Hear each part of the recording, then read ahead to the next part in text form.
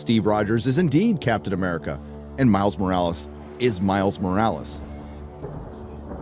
This statement does not say that Sam Wilson isn't a Captain America. It doesn't say John Walker isn't a Captain America, or Isaiah Bradley, who was retconned as the first Captain America, isn't a Captain America.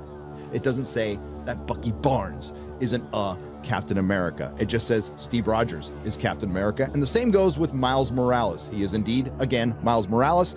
He's also a Spider-Man. I mean, it's him admitting what he's already admitted, but like much more boldly than he has before. Wow. This month, I've made $1,000 on Twitter. $1,000. I'm making $1,000 off of Miles Morales tweets. Shit I would do for free. That, for one, is America. That is capitalism. It's fucking hilarious. And you can do it too. You can do it too. You can do Miles Morales tweets. Because they're like engagement gold. They're engagement crack.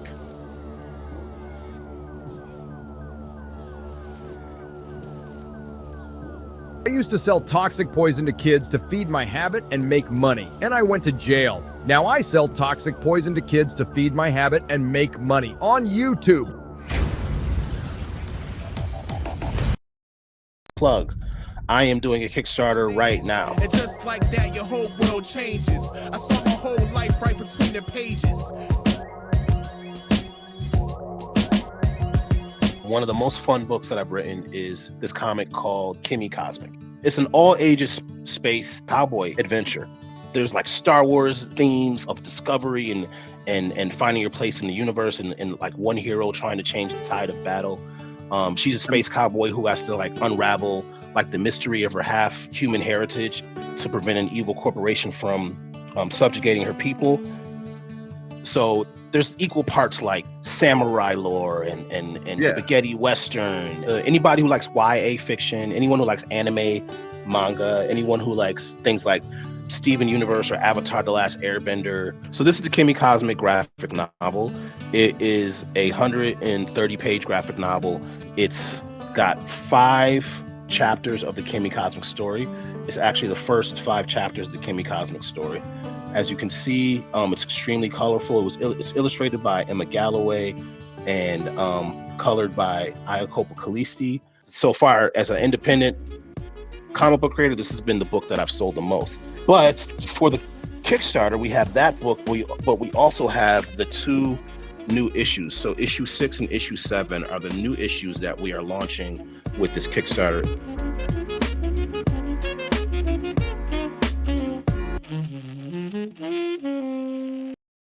Traveled across time and space. Finally, he's here. The ultimate Terminator. He looks mean. He sounds mean. Fuck you, asshole. And with the awesome hand blaster, he's a real mean machine. The ultimate Terminator for the ultimate Terminator adventure. Chill out, dickwad.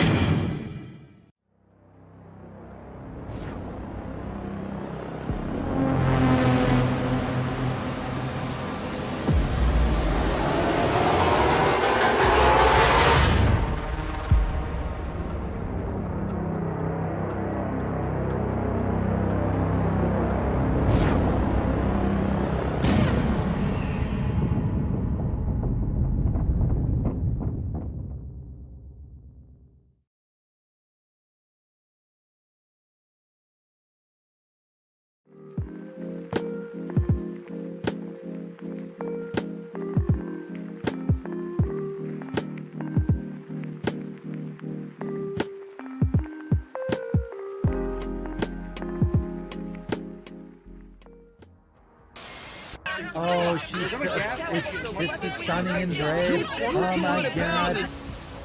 Welcome to every video we make. We use one little thing and then we build the narrative out of it. Other people besides white dudes like Star Wars. I'm just saying, we need to be conscious of our bias. I talked about this one thing and we make a whole video out of it. That's what we do.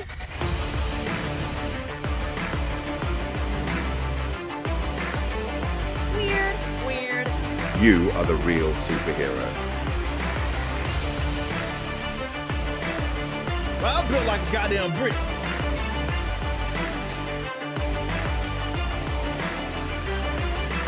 Is he some sort of masochist? You know, it's funny to me that Critical Drinker is somebody who advocates so strongly for stoicism when part of being stoic is being a straight talker. But if you look at what Critical Drinker does, he is really good at saying nothing. Of course, he rides the line of plausible deniability, just like all these other assholes. But there's two things that he does that are so blatantly dishonest that nobody should take them seriously if they're aware of this. First and foremost, as I'm sure the other guys have pointed out, it's very rare that the footage you see on screen has anything to do with what he's actually saying. And that's very intentional by having his videos just be a consistent stream of quick 7-second long clips of various different parts of various different movies with various different themes and different plots and different characters and all that, is that he is essentially creating visually suggestive language. It's giving you an idea of something, but not telling you specifically what it is. And in doing so, it's up to you to fill in the blanks as to exactly what those specifics are. 2, the famous image of the message. First of all, when he shows it on screen, he shows it very briefly. It's impossible to take in the entirety of the image any one time he shows it on screen. But if you go download the image and take a look at it, what exactly is the message? What is the unifying theme here? There's a reason why he is not spelling it out for you in the image. This is a Rorschach test. When he shows you this and says this is the message, you decide what that message is. If you actually take Critical Drinker seriously as a movie critic, all you're really saying is that you are exactly as easy to manipulate as he thinks you are. How do you do, fellow kids? You did something very interesting with Star Wars. Think about it. The good guys are the rebels. They're using asymmetric warfare against a highly organized empire. I think we call those guys terrorists. Were you thinking of that at the time?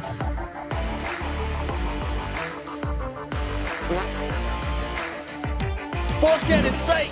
And the same goes with Miles Morales. He is indeed, again, Miles Morales. He's also a Spider-Man. I really dislike the fake geek thing and the poser nerd thing. That's not what we're about. Like, I don't get offended by shit. Every fucking conceivable opportunity so you can The Fandom Initiative is a group of people on a mission to counter anti-woke sentiment on YouTube. Surprise, you fuckers. We are passionate fans of film, TV, comics, and video games. We'd love to make YouTube videos about the things we enjoy, but the culture of YouTube fandom makes this impossible, thanks to certain networks and clusters of content creators who depend on outrage, deception, and harassment to drive clicks and bring in revenue. The YouTube algorithm pushes harmful content to fans who are at risk of indoctrination by consuming repetitive right-wing rage bait videos. Damn, dude. Yes. Spot on. Bingo! Some people would like to think that like you can be like 100% objective when watching something. Like remove your bias and just critique it like the truth. You can't. So like, what is fucking bringing all these guys together other than like, I'm mad at fucking Brie Larson? What? If I can't be a misogynist to you, I don't know what to do with you. I oftentimes get called a shill. Fuck it, man. Don't be worried about that shit. But here's the thing. My picture is not on the wall in the lobby of Marvel Studios. Hello and welcome to the Shillcast. How's everybody doing? My name is Dane. My channel is Actual Fandom. You might be watching it on that channel, or you might not be. There's literally several channels playing the stream right now. That's because there's several people from several channels that all get together weekly and do this shit. Let's see. Yeah. Hey, everybody. Hey, that's awesome, man. Thank you.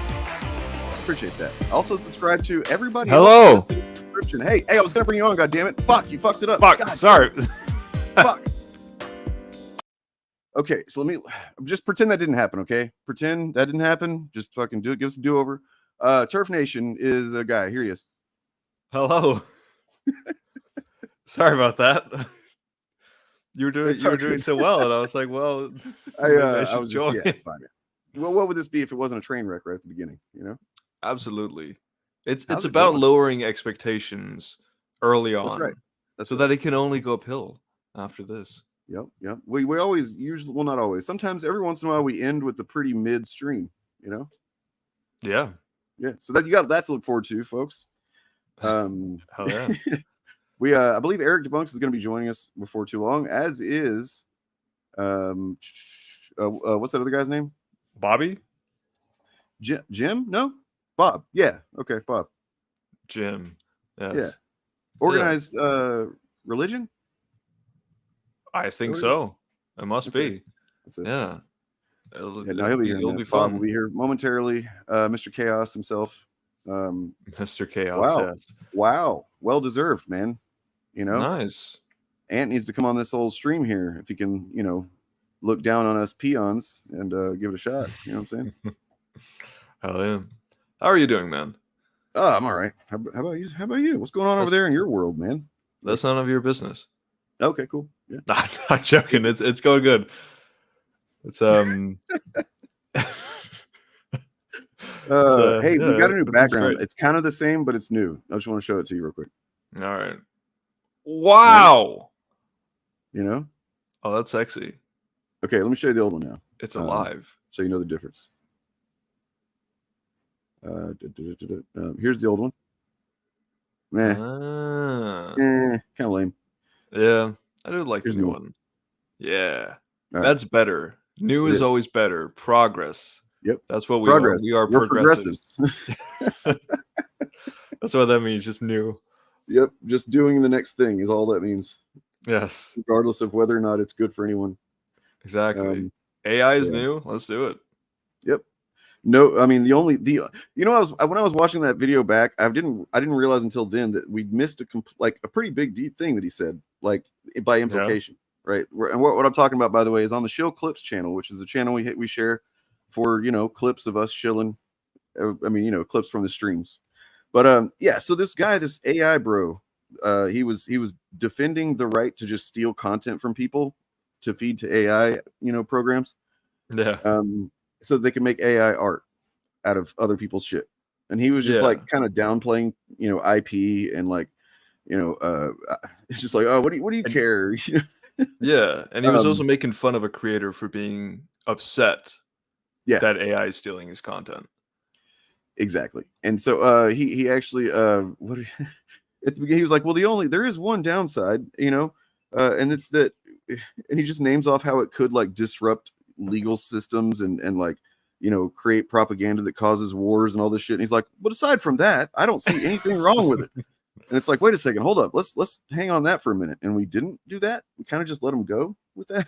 That is true. We kind of gave him the benefit of the doubt, and we should have not. Like, there's a lot of significant shit. He even listed it there, and we're just like, yeah, we'll give him a pass on that. Like, you could really do that for a lot of things. It's like I don't like nuclear weapons for the fact that they will destroy the world. But other than that, there's not much wrong with them. No, yeah, not a big deal. Not a big deal. So I'd said just like a moment ago that Bob will be here. You know what? Blurry Films, I know you're alive, man, because happy 1,000 subscribers, dude. I watched your 1,000 subscribers video the other night. You know what? I'm going to try and grab that, and maybe we'll check it out later at the end of the stream or something. But yeah, good job, man. Congratulations. I didn't realize you used to do so many like skits and kind of goofy ass costumes and stuff. I mean, like cool costumes in some cases too. I had no idea. So cool. Should do more of that,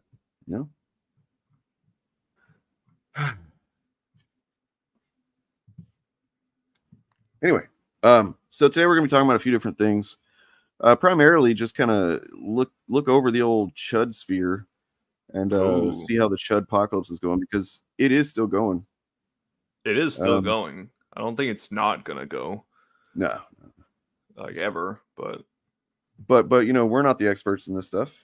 This guy is though. Boom. I know all the things. Uh-oh. There you are. Hey. What is this? Did you get comics, Bob? Jeez. No. Are you late because you were buying comics again? Maybe. Well, I was actually on time after getting the comics, but okay. I couldn't quite get here all the way. Because you know what they say about like addiction, like it becomes an addiction whenever it's interfering with your obligations, responsibilities.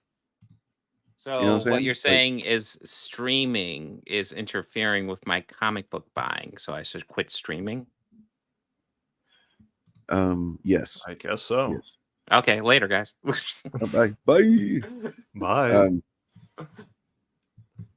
Get out of here. Anyway, what are we doing today, guys? We didn't even do like any prep for this, did we? We're doing stuff today? I thought we were This is a just stream. chilling. We're on live right now. We've got 102 people watching us on 5 channels. Um, Are you naked again, Bob? You're naked. maybe again. here. Bob's always naked. Guys, the whole show will just be me reading a comic book. So Can you read out loud for us? Enjoy. Yeah, just like be sure to hold the pictures up. And No. We have to be quiet while he reads as well. Yes, be quiet, okay? So he's opening the front shit. cover now. What he's not telling us what issue. Maybe he's saving it for a Oh, surprise. that's awesome. Oh god. I'm Wow. done. That's Oh, I can't believe that just happened. damn. Sketchy got fucking birthday. This Happy is an birthday, awesome man. Oh, comic yes, book. yes. Oh, nice. That was a very good comic book, guys. You guys should read birthday. it sometime. You guys This should. really is one of the comic books. Yes. That's one of the comics of all time. Hell Yes. yeah. So you're bad faith. I just want attention. You know how it is. You know how we Yeah. roll around here. Yeah, of course. These are things that I- people I have practice decided being of bad us. faith. You know, Yeah. that's fine. That's fine. I take believe it. I'm also a shill. Yeah, we named the show after that. Remember? Oh yeah, that's right. That's right. Speaking of which, did you see this, Bob? Look at this. Hold on. Boom. I redid the background thing. Oh, nice. It is pretty cool. You know what I'm saying? You know what I'm saying? Look, here's Luca. Okay, look, man. At least you actually have the balls to say that you're not a fan of ours and you're actually just like a, you go over there because I called you out over in Reddit. This is a big EFAP guy. He was like watching our streams and then just going and talking mad shit about it. Hey, at least we're doing it for content for other people, man. Like you were doing it about us just on Reddit, just for like, I don't know, because your feelings were hurt. Okay. So Do you know how many like creators talk about other creators?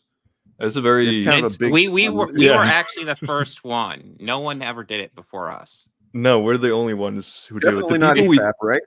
Yeah, the people we Yeah, talk EFAP about. never covers other creators. God damn, that'd be terrible. Like All the they people have a look much bigger platform. Can you imagine the harassment people would get if they were covered by EFAP? Be irresponsible of them. That would be irresponsible. Well, yeah, And what like about- because EFAP they have a pretty good amount of subscribers. If they started just going and like making fun of people that have much smaller channels, that could be problematic. You know, Yeah, so it's a good especially if thing they to- have like a negative tone about it, and are kind of hostile about it, and not in good faith, and don't really call out their fandom. If they did that, that would be, I say, they would quite lead to some harassment. Maybe. I'm gonna say this. That anybody that claims that they can objectively analyze anything, whether it's movies or art or whatever it is, and then they just blindly trust Breitbart as a source, they're probably rags. You know? Probably.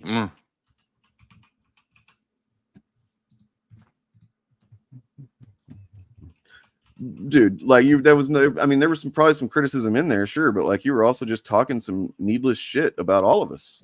I saw it. Anyway, not gonna talk to you all stream. I haven't seen Alien Romulus. Have you guys seen it? No. What is it? Alien Romulus. Oh yeah, no, decent movie.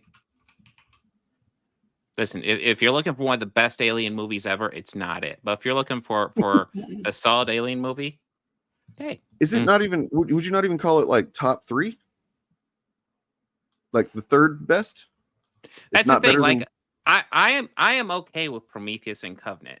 Like my issues with this are different than my issues with Prometheus and Covenant. But it's kind of in that range. Those movies are more those movies have goals that they don't reach, but like I appreciate them for trying. Whereas Romulus is more just a straightforward horror movie. I would definitely say it's the top 3 scariest, because most of the other ones don't. Really, I don't doubt that. There's Man. not really Fede Alvarez intensity does some horror pretty well. Have you seen Don't Breathe? It's a good one. I have not seen Don't Breathe. I've seen his Evil Dead remake. Oh, And I'm I not love his gonna Evil lie. Dead.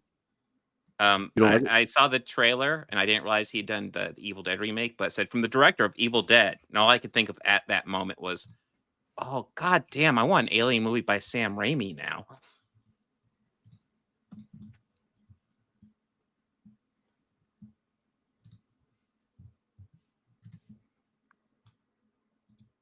I want that I don't too. know if I don't know if I'd call it great, but it's entertaining. Like if you're looking for good alien scares, it's there. They do some creative stuff with it. Doo-doo. You said doo-doo. Doo-doo. Yes, they do. Oh, I was trying to get to a segue here. Since I mentioned the thing, might as well just watch this real quick. Black Lives Matter is, gosh, what's the most charitable way to describe Black Lives Matter? Black Lives Matter is a bully organization of frustrated, spoiled millennials and people looking for an anger outlet. It's a borderline terrorist organization that often spews hateful rhetoric and inspires murder on police. I mean, no, that's just not even okay. So, like I said before, I mean, we haven't even gotten to worse of this, but yeah. If someone doesn't distinguish between Black Lives Matter, the organization, and Black Lives Matter, the social movement, then you can already just kind of discount anything they're saying. Yeah, because there are 2 different things. You may not like that. You may think that's a cop out, but it is a fact. It does make it frustrating sometimes, for sure. Because the organization is definitely fallible and there's plenty. I haven't looked into it in quite a while, but there was some stuff to criticize a couple of years ago, for sure. The movement itself is based on totally awesome and based things, and millions and millions of people around the world went out and protested, not because of the organization. A lot of people don't even know that there is a Black Lives Matter organization. A lot of people know it for the movement. This is a good cause, and let me go out and protest. That's what it means to a lot of people. Yeah, I mean, things are different than other things, even if they have the same name. It's weird. Man. Moving on. Officers. I have absolutely no love for Black Lives Matter. They are an awful organization. I have no time and no patience for groups of individuals who want to blame. Okay, so he's mentioned organization there, except so the context of the video that he made, this is about a Deus Ex video game that came out apparently, and I guess one of the, I think, is that. Yeah, so that on the left, that's an image from the Deus Ex game that's says Aug Lives Matter, as in augments. I guess some people got mad about it. I don't know. I don't remember even hearing about that when it happened, but so they just sent him into this tirade about Black Lives Matter and how he doesn't give a fuck. And so the game is essentially referencing vaguely, just kind of cutely using the same verbiage to reference the movement generally. And then he takes that to talk about the organization, I guess. I don't know. Blame all the problems that they think they may or may not be facing on some boogeyman called white supremacy or system. Okay, it's fucking weasel language, dude. What the fuck? They may or may not be facing. No, they are. And we all know that you think that they're not. So why don't you just say that? Yeah, systematic racism does exist. Let's stop actually pretending that it doesn't. It's not systematic racism. It's systemic racism. He said systematic. He says it 2 or 3 times in here. And there's a difference in that it's different. But he's a fucking moron. God, Rags is so stupid, dude. It's such a it's another example of these people being weaselly. Say your piece, If you don't think racism and systemic racism exists in America, then just say it, But this, I feel like when we get to the end, it's pretty clear. Yeah, but it's like the things they may or may not be. It's just, yeah, everyone knows he's racist. Just right. Well, I mean, look, everything that I'd known about him being racist up until I found this video the other day was that it was in context of him making some joke, usually about a movie that they were reviewing. So like I hadn't ever, as far as I remember, I had never heard him say anything just out, like not even referencing a movie or anything. Like he's just kind of like just going straight in on this topic, right? Yeah. And yeah. But it's really stupid. He's really stupid, and let's listen. Systematic racism, because they think it's much easier to blame something else for your problems instead of maybe the fact that, well, blacks. Okay, before we get into this fucking horse shit, why would he think that this is okay? It's this is something that's pretty simple when you really get down to the bare bones of it. It's either the system is a problem or the human beings are innately the problem. And if you believe that these human beings are innately the problem, guess what that makes you, buddy? You know what I mean? Like there's the only two options that you can choose. You pick one or the other. Yeah. So if you don't want to be called a racist, then don't fucking say the racist shit that you say. And like this. It really is that simple. I mean, if you're going to cite Breitbart as a primary source, you're garbage. I mean, I don't know what else to say at that point. I mean, he was at least nice enough to leave it on screen and let us know that, right? Fun fact, and I didn't know they kept it subtle, but Breitbart is a biased news organization. I actually shouldn't even call them a news organization. They post bullshit for people like Rags to soak up and enjoy. Yeah.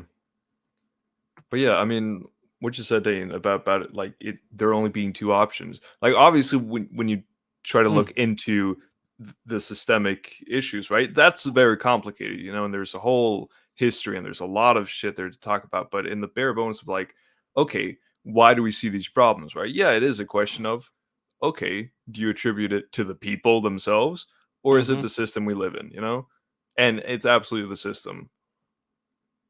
Yeah. I mean, so just real quick, I got here. Breitbart is was basically they were responsible for getting Trump in office. Period. Like just as simple as that. Steve Bannon was the editor-in-chief after Andrew Breitbart, I guess, died mercifully, but didn't take the business with him. Breitbart was very openly, all about like providing a far right, kind of like voice to push back against what he saw as liberal shit. And it's like, and then Steve Bannon got Milo Yiannopoulos and injected him into fucking Gamergate, which kind of co-opted that shit and aimed them at conservative politics. And it's all documented. None of this is like controversial to say. It's all pretty well documented. Fucking Steve Bannon's even admitted it many times. So yeah, it's all pretty disingenuous and shady shit. And they don't care if what they're saying is true or what. They just care that it keeps, the systems of power the way that they are. And that is what, white supremacy is, you fucking moron. Of course, Rags lives in he's from Alabama or whatever, so they don't know nothing. There's, I'm thankfully just from Texas, so I got pretty bad schooling, but god damn, we look down on those Alabama motherfuckers. Yeah. In this country commit an insanely high amount of crime. That 73% of blacks are born out of wedlock. Blacks only graduate from high school at a rate of 69. What does this have to do with anything? Is what I know what I mean? He just wants to explain that he's a complete fucking racist at this point. Right. I said that if you wanted to write a movie and you wanted to have a character that's really racist in the movie and you wanted to give him dialogue so that there was no mistake that in the audience that this character is a fucking racist, you would have him say this shit. Yeah. Like he hasn't even set up his argument for what he's trying to prove here with evidence. He's just showing evidence, and he's like, "Yeah, this is why Black Lives Matter is wrong." What are you trying to say here? I think what he's trying to say is that he's trying to basically debunk the point of Black Lives Matter being that there's a system that is a problem, because it's really just about personal responsibility of the black people and what look at what I mean. How can there be a system that's broken whenever they have divorce in their families? I 'Cause mean, white I mean, people How don't can, have that. can it be the system's fault when so many black children don't have father figures in their house? How can Yeah. it be the system when so many black people are in crime? Right. Well, I mean, the thing is, think about it. He's too dumb to realize that, like, yeah, there's a lot of black kids that don't have fathers in the picture, because in a lot of cases, and it's, I think, getting better to some degree, very marginally, but like, yeah, there's a lot of black dudes in prison. Yeah. Yes.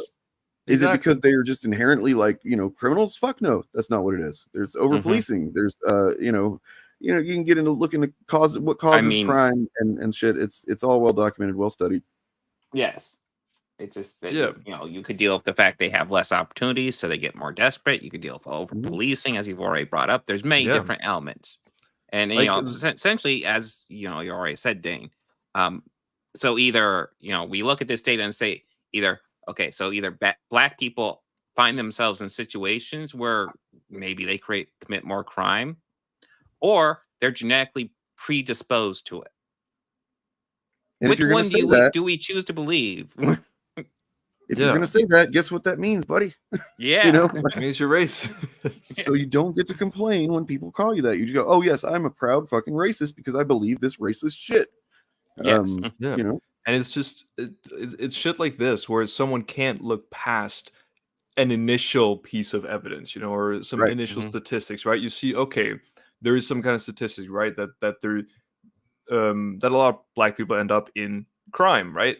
Okay, you can either just say, well, that proves it, racism is not real, or you can look a bit deeper into it and look at all the different reasons for why that could be.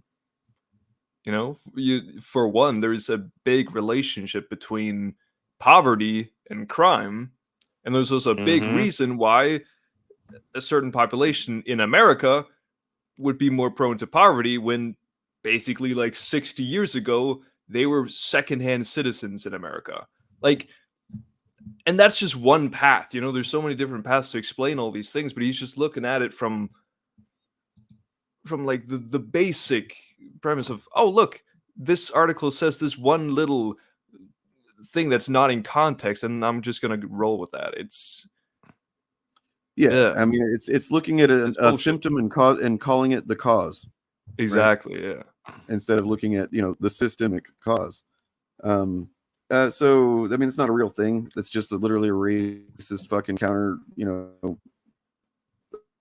program designed to drown out Black Lives Matter. I mean, there are no such thing as blue lives. You know what I mean? It doesn't reference anybody that's in any kind of oppressed situation. No. So it doesn't matter. It's a big thing. It's bullshit.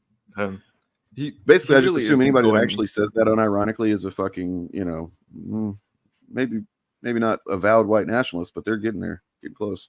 Yeah, at the very least, they like making fun of Black Lives Matter, and either that's just someone who's trying to be edgy, which is a very good gateway into white nationalism, or they're already there. Yeah. Yeah. All right. Well, let's see what else happens here. And hopefully you guys looked at some of this on the screen here, because I did go through the trouble to provide this for you. 9% nationwide. The fact that 93% of black homicide victims are killed by other blacks. What? I can't believe that. 93%?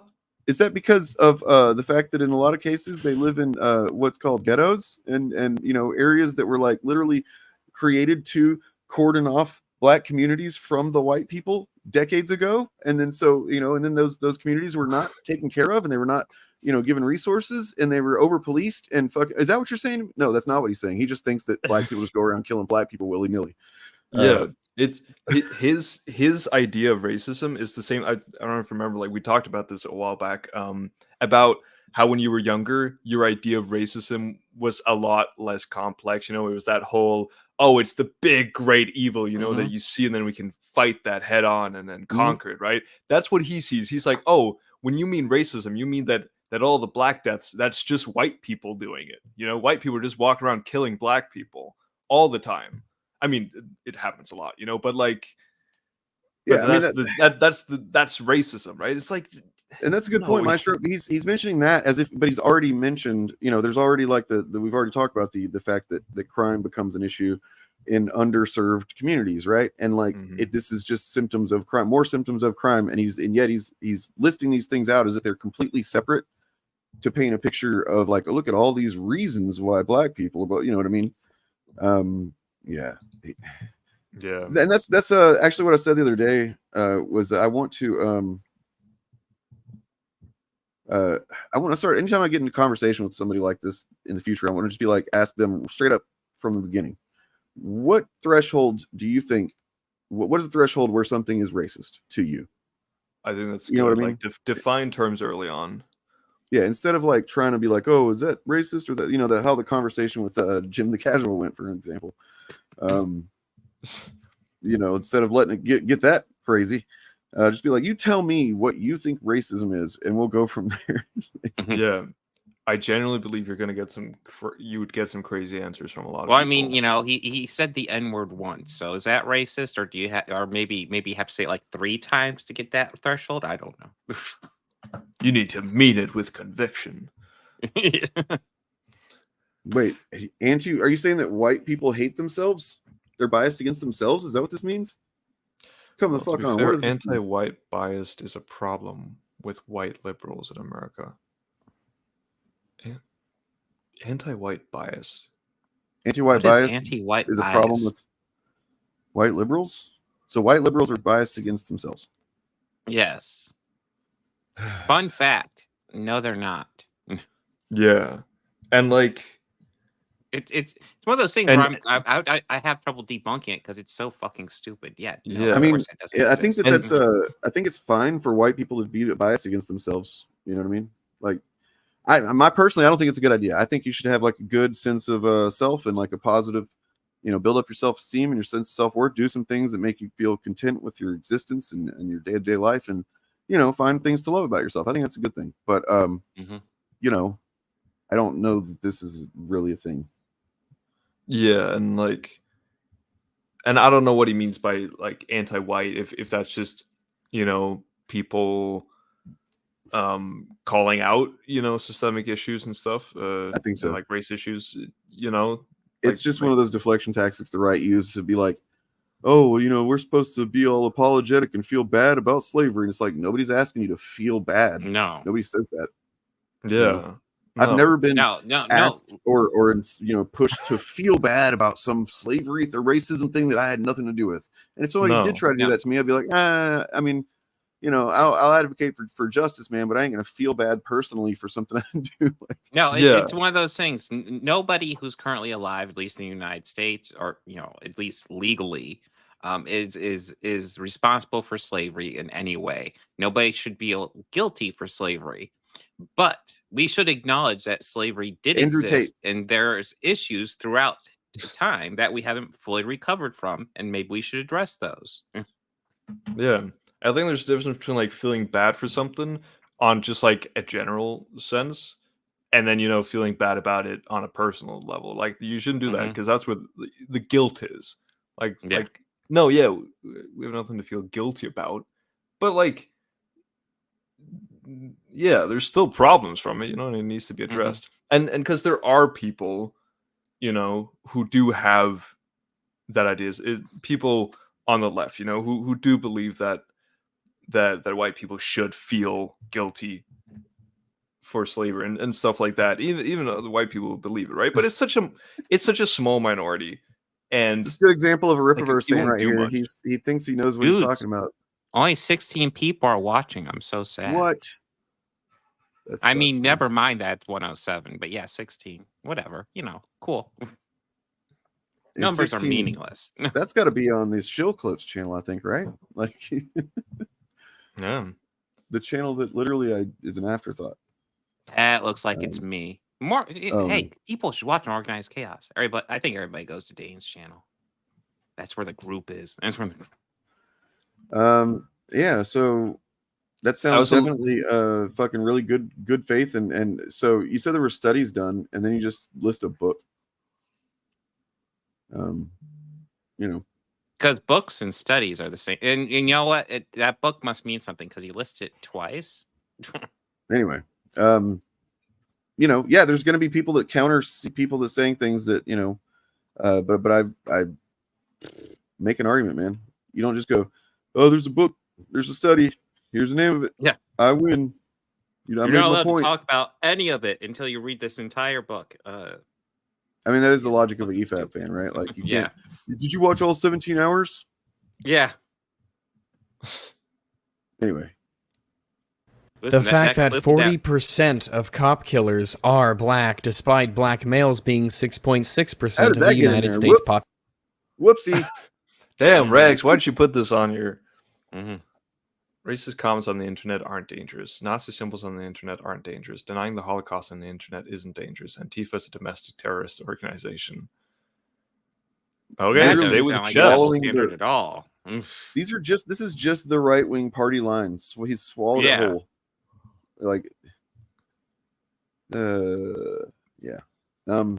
Yeah, I mean, you know, if Antifa is a domestic terrorist organization, why don't you find the head of it and sue him?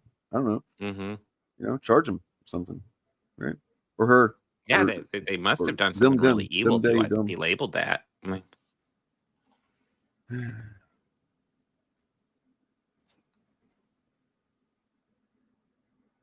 That's right. crazy. That's that typically what anti-white is, right? Like, it's whenever somebody criticizes the right wing and they call it anti-white.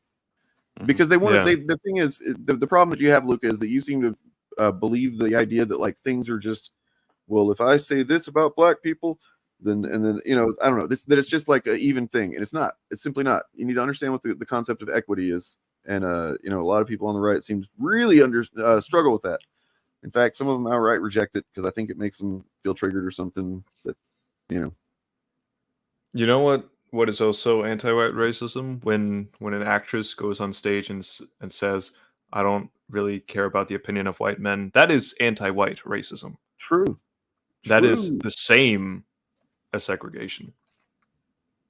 No, I think it's anti-white racism when she's on that stage and she says, "I don't hate white guys." That's clearly her saying, "I hate all white men." Yeah, but everything before the "but" is unimportant. Is irrelevant, Bob. Yeah, true. That is true. So if you say, "I don't hate white guys," but then it's then you're anti-white racist. Let's check this out real quick, because this is maybe relevant, but you're not actually doing the work in your head here, because if there are, not only did separate but equal exist in people's like memory, in the cultural memory of people who are still alive, but then you have rampant policing that is focused entirely on people of color. You have rampant incarceration that is focused entirely on people of color. You have rampant killings by police of people of color, all happening in recent memory. And this idea that like Black folks or people of color or queer folks who are still regularly being persecuted should not have any sort of support in trying to gain a foothold in a space that is openly hostile to them in every corner, and you're proving how hostile you are to them in the way that you act online, is asinine to me. You are just scared that your whiteness does not implicitly put you at the top. Get murked. Right. There's too many facts there. No. Too many. I reject it. Population. But I suppose it's much easier to blame systematic racism or the police or white supremacy or just... Those are all, you know, if you have, I assume he means systemic racism instead of the other thing. But those are all kind of like bundled in there together. And he's saying or, as if they're separate things.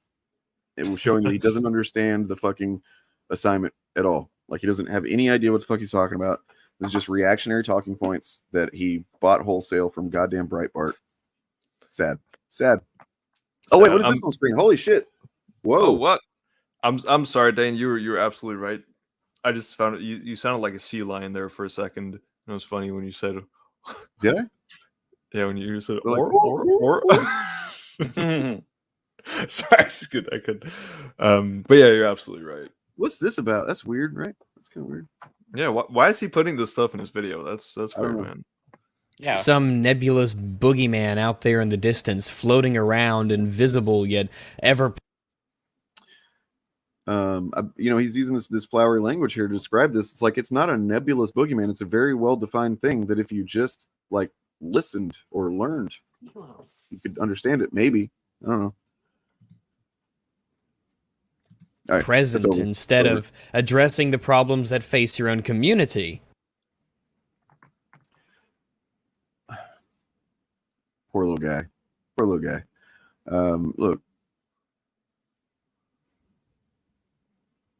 What a little dipshit. You know, just a fucking little Poor piece guy. of shit. Poor guy, man. All right.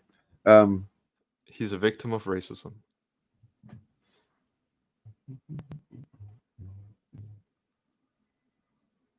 I mean, white fragility. I've actually heard of that being criticized by the left as well. Just as like not a helpful lens to, you know, kind of like help white people be anti-racist. It's actually kind of alienating to, I believe, what I remember hearing about it. I mean, it's not saying the thing is not to, feel bad about yourself or anything because of some immutable facts you can't control, but to acknowledge that problems exist and work on solutions. That's all that's being asked of us. Right, Bob. Yeah, exactly. Why don't you address the problems that face your community? Not that one. Yeah. That's no. Like, you can't do that one because then you wouldn't have as many problems. Yeah, dumb shit. And of course, yeah. I mean, he probably does make excuses for like January 6th and all kinds of shit. You know. Yeah, you could probably find some cringe stuff that just requires you to listen to 2,000 hours of EFAP, which you have to do if you want to say anything about them. Mick, what's the point of like copy pasting like Wikipedia facts in the chat, bro? Why are you doing that? Yes. How to be anti-racist. That's the one right there. Even if I remember correctly, I believe that's by the writer of She-Hulk, Ibrahim X. Kendi, I believe. Oh. Yes. Ibrahim X. Kendi wrote She-Hulk as a goal to propagandize communism into the minds of young people. For a sec there, before you guys laughed about it, I was like, oh, cool. I did not know that. That's pretty rad. Before we get into the stuff that's on the thumbnails, we got one more thing here that I think we should check out because it's I think it's kind of going viral. Our buddy, our boy, girl, them, we don't know. We just don't know. Hippo clipped. It's kind of going viral with this one. Ooh. Reason being, I would assume. You guys see any of the images out of the DNC? Who was there with the little costume on? Got spotted? No. Walsh. Matt Walsh was there? Matt Walsh was there. Doing Matt Walsh shit. Hell yeah. I've heard he's not a racist. He dressed up in like a... No, he's not racist at all. But he did put on a little stupid costume and tried to hide in plain sight at the DNC. It's actually pretty funny. I bet they would have given him a press pass if he just would have asked for one. Yeah. Right? Like, yeah. But he wanted to do it all probably. weird and creepy.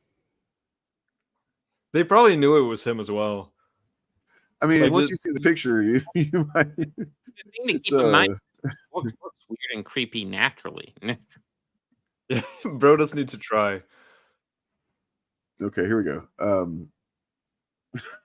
God damn this picture. It's like, is he filming a sketch? Because it really seems like he's doing this to be funny, but like... All right. Here we go. Boom. What the fuck is that? Like, what the fuck are you doing, man? And that, this, when I saw this, I was like, oh, he's got some kind of eye thing going on. I think that makes him really identifiable. Like he's got kind of droopy eyes or something. I don't know. Yeah. I mean, his beard is also very thick and like he just has that look. But yeah, something about his eyes. Well, plus he's got a kind of looks really insecure, but also feels like he's better than everybody at the same time. And that really gives him away. Yeah. I mean, I'm sure the people who let him like into the convention knew who he were or knew who he was. And they just like, and they just were like, okay, that's weird. Yeah, like, they got on their go their on thing, in. like, I think Matt Walsh just came in wearing a really shitty costume. Like, really? What? And he's just walking in there being like, damn, I tricked all these goddamn leftists. Oh god. So, in case you guys are wondering, Matt Walsh does have a movie coming out called "Am I a Racist?" And you don't even have to watch this movie because the answer is yes. Well, but Just saved you 2 Hippoclip hours. Hippoclip did give us some context, so like maybe it's a little primer to help us understand the movie. It could be kind of a difficult movie to follow. Who knows? Well, let's check this out. That's true. I'm sure it's very Male, complex. age 18 to 49. Everyone listens to me, no matter how dumb my suggestions. Kamala Harris and Tim Walz put out a very weird video yesterday. Consent means nothing. As long as they're consenting adults who choose to do this thing, then it must be okay. I guess the point was to show us that, they're real people, just like you and me. I violate my kids all the time in the sense that I force them to do things they don't want to do. And here's the video that Tim Walz... Jesus Christ. He edited that, but like, to what extent? Was it just like to remove... It was, so I think I remember... Or did it fully like change? It's not much better, like what he actually said, because what he removed, I think, was... he actually said, I violate my kids' consent all the time. Which is also just fucking. It's weird to say, but I mean, as a parent, I know that, like, because you're talking about consent, you're talking about specific things are in mind, but like, you make your kids do things they don't want to do all the time, right? Like, you got to go to bed on time, you got to brush your teeth, like things like that. Of course, yeah, but, yeah. It's not nearly as bad as I violate my children. No, I mean, but he has actually advocated very explicitly, sitting in his car in those old videos, for how like when a girl's like 15 or 16, she's just primed to get pregnant. Like that's when you want to dump her in. He does have that classic video where he talks about the issue isn't teenage pregnancy. The issue is they're not getting married. It's like, the issue is unmarried children. Like, what do you mean? He just does the same exact shit that he's been doing. He does it on Daily Wire, and he's advocating for fascism. Hey, you don't need to I say. will give him this. He's one of the only one of these guys who has come out and just flat out said, "I am a theocratic fascist." It's like, points, man, points. It's on his Twitter profile. Last I saw. Walz posted to his social media accounts. Let's watch. Like I have white guy tacos and what does like that black, mean? Like mayonnaise and tuna? What are you doing? pretty much ground beef and cheese. That's and okay. Do you put any flavor in it? No. Oh. Here's the deal. No, they said to be careful and let her know this, that black pepper is the top of the spice level in Minnesota, I'm the first vice president, I believe, who has ever grown chili peppers. I'm trying to expand my food knowledge. We've got some cantaloupes. You'll be fine. Yeah. A presidential candidate just casually dropped anti-white racism in the middle of what was supposed to be a light-hearted video. All right, here we are, 3 white men. Do you guys also feel attacked? What? You're white though? Yes, I am white behind. Like, I mean, behind the godly essence. It's yes. Where you're from, you consider yourselves white? That's weird. Okay. I don't think it would go down very well if I was like, yes, I am. No, I'm not attacked one bit. It's actually even funnier to me because, for one, I understand that the joke is to look. There's humor in being the one who has social power, so to speak, and then being able to take that and give it to others. And like, let them have a laugh and also just respecting the fact that being from the South, man, black people generally, not to stereotype, but there's some good ass food. Hell yeah. And like my parents, well, my dad made some pretty good food. I think I make some pretty decent food. I use a lot of seasoning and stuff like that. There's a lot of seasoning going on with stuff in especially in the South, but I think elsewhere as well. You have to be insecure. Basically is what it is. You have to feel insecure about this fact in order to get offended by it. That's what I think. Yeah. Right? Like everyone knows. We're going to, man. Just calm the fuck down. Relax. Y'all relax. I'm going to tell you all about it in a little bit, buddy. Sorry. I was just saying, like everyone knows that good food can be found everywhere in the world. Yep. A white person can make good food. A black person can make good food. Anyone can make good food. Anyone can make bad food. It's to get this upset about, white people like tuna and mayonnaise, two foods that I, and growing up, had a lot of in a white household. I mean, she's kind of just responding to the way he said it. He's just said white guy tacos, and it's like, what the fuck is a white guy set taco? it up, yes. Yeah. He's the one making the joke as well. Yeah. I know she had it kind of loaded though. I will say that she had that in the chamber ready to fire off pretty quick. But I'm gonna forgive her for no, that. I mean, absolutely. Yeah, I don't look at that and say that's unscripted, but yeah. No. It's just like, did you guys see? Wait, who was it? Ben Shapiro, who made a video about it. Yeah, he was really upset, right? And he was like, "Oh wait, is it the same person?" So someone made a video where they're like, "Oh, if I, and he was like, you guys would get very mad if I said the same thing about black people and them eating fried chicken and watermelon and stuff." I don't remember who that was. And he basically said those two were the exact same thing, right? It was just not really the case. Have you seen this video yet, Turf? I've not seen this one. No. Okay, yeah, but I think it addresses pretty much exactly that. Okay, fair. Yeah. I will let it play out. Yes. So whoever's a mod in Turf's chat, that's where the chuds be at. So if somebody wants to handle up on some chuds up in Turf's chat, it is. I was about ready to say, I know I'm probably have chuds in my chat, but I did put a 5-minute limit on it. So if you're a chud in my chat and you're starting shit, thanks for subscribing. What would happen if we brought this man on right now? Whoa! What? All hell would break loose.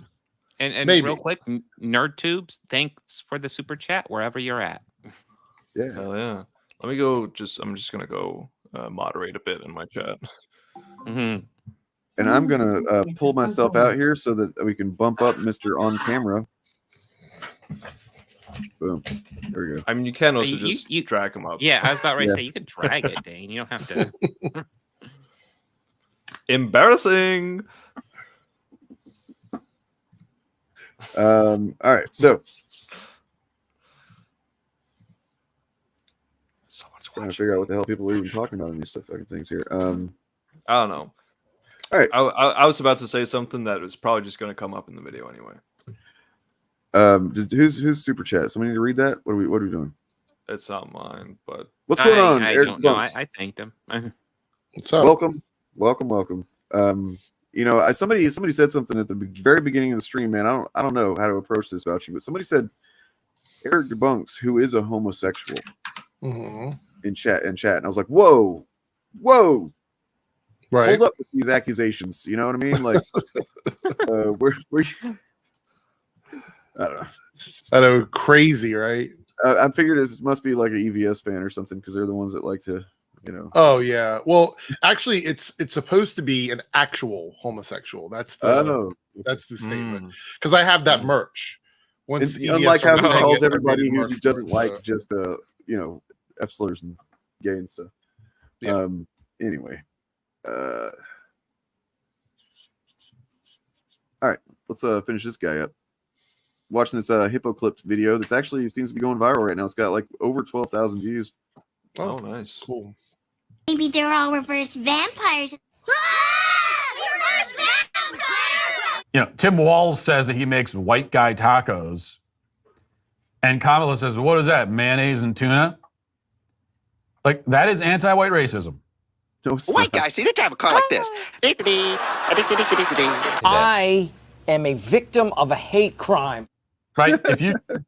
Yeah, something like that. No, he's saying this, and all I'm thinking is I'm just looking at him thinking, I am a snowflake. Yeah. If you think that I'm overstating the case, all right, well, just imagine it the other way. Okay. Imagine a black guy says to Donald Trump, I make black guy tacos. And Donald Trump says, oh, what is that, like fried chicken and watermelon? He did it. That's in spite of the fact that the watermelon fried chicken trope for black people is actually significantly less racist. It's actually not than what Kamala said. It is absolutely not. Sure. Because black people have a reputation for liking fried chicken and watermelon because that's something that actually does come out of black culture. Well, the stereotype of African Americans being excessively fond of watermelons was used to fulfill a specific political purpose.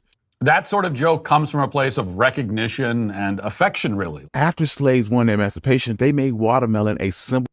Hold on. Look, all I'm seeing right now is you getting triggered and calling people names and shit, man. Like, if you can't contain yourself, you can't just, like, you know, keep your emotions in check, keep your feelings under your hat, you know, just chill out for a minute, man. I'm going to have to fucking ban you from the chat. You got to chill out, bro. Chill out. You're good. You're good. Nobody's going to hurt you. You're not in danger. Okay. You're all right.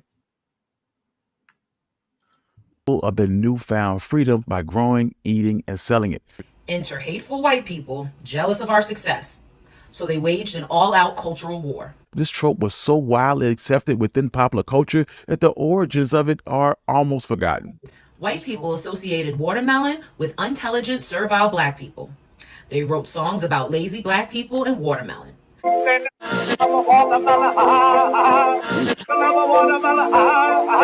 it's not offensive. There's nothing offensive. That sort of joke comes from a place of recognition and affection, really. Like, it's not offensive. There's nothing offensive. It comes from a place of recognition and affection, really. Like, it's not offensive. There's nothing offensive. It's not offensive. There's nothing offensive. Fried chicken's great. Who doesn't like fried chicken?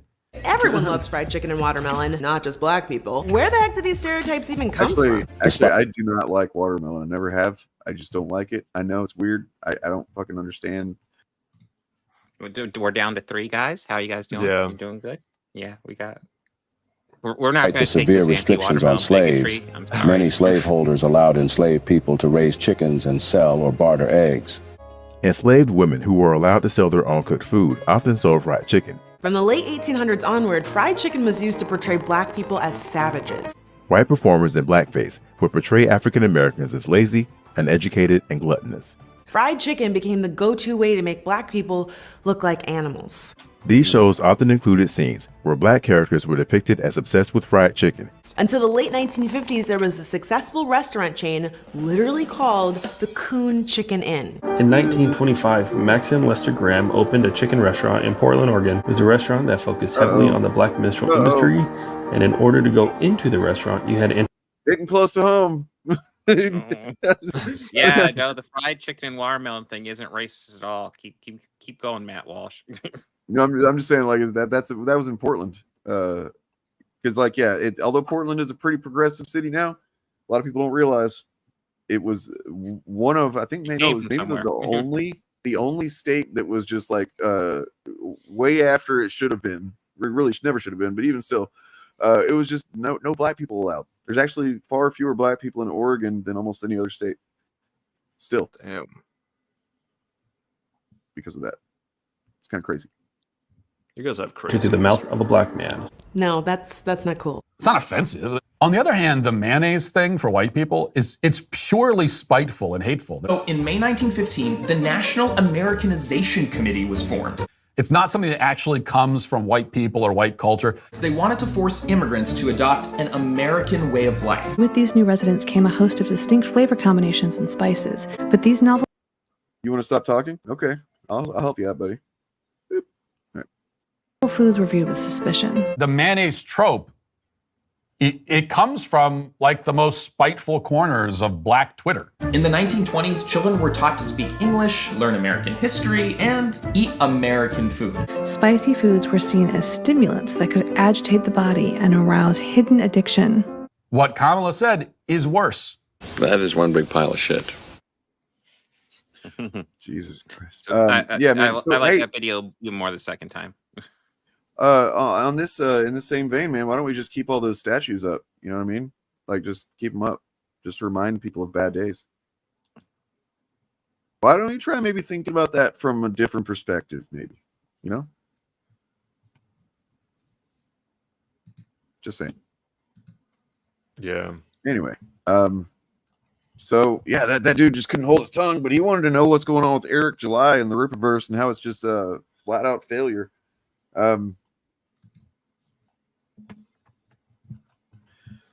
Yeah. What's up, guys? How we doing? Well, I kind of came in the middle of something, so I'm not sure where we're at. Oh, I'm we're just kinda following along. transitioning now. This is a transition. Okay. All right.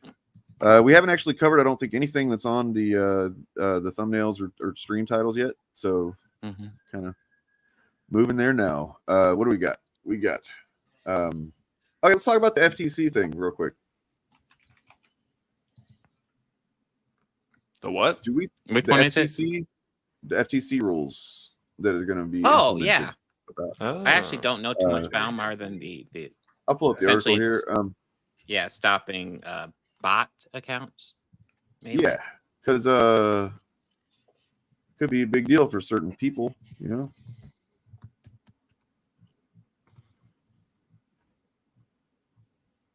Whoops. I don't know who. All right. So we got FTC has a new rule saying creators can't buy fake followers on accounts they use to make money. Okay. Federal Trade Commission. Mm-hmm. Agency said it would crack down on false indicators of influence that could deceive consumers. Brands also can't pay for fake engagement without risking the FTC's ire. Everybody knows about the FTC's ire. Okay. It's very iris. So, do we think that any of these guys that we like to talk about, or we don't like to talk about, but we do talk about, do you think any of them have used any of this type shit? I know there are ways to buy fake subs. There are ways to buy fake follows. You know, I remember when this this has been a topic on and off for years now. I remember doing one of those scans on Donald Trump's Twitter. Yes. Finding out a significant amount of it was fake. Another one I remember was Ethan Van Sciver's. I don't even think I was aware of Ethan Van Sciver when all this stuff started breaking, but I became aware of him since then. And boy, oh boy, that's an adventure. I mean, there's a high possibility that at least some of them do it. I mean, apparently it's not difficult. Every time someone accuses somebody of fake engagement, they're like, it's not hard to do. So I'm guessing it's not hard to do. I wouldn't know. But I mean, it was happening back in the day when I was using another streaming service called Blog TV, where people would come in and inflate their numbers by opening multiple tabs of the same show. So they always find out a way to fudge the numbers. Rumble and Kick have both been accused of doing that. Like the sites have been accused of doing that, like inflating the viewership of certain videos and live streams. So I'd be okay with cracking down on this. Yeah, absolutely. Yeah. If you guys had to guess one content creator that you would say probably more than others has some fake followers, who would you guess? Put you on the spot. Airrick July? I think if I were thinking like the most logical ones, I'd probably go with someone like Critical Drinker or Nerdrotic. Yeah. Yeah.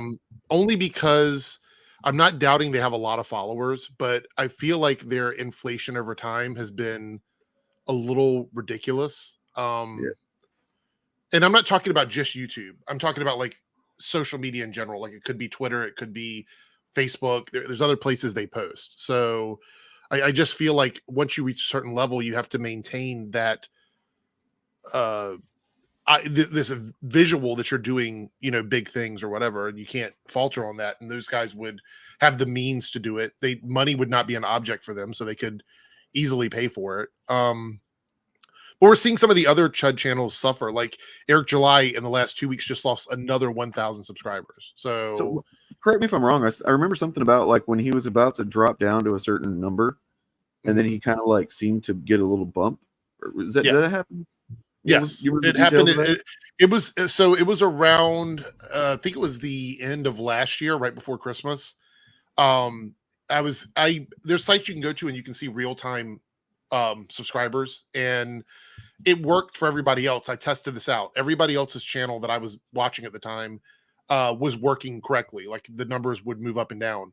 Airrick July's channel at a point around the end of last year for almost like a month and a half, it didn't move.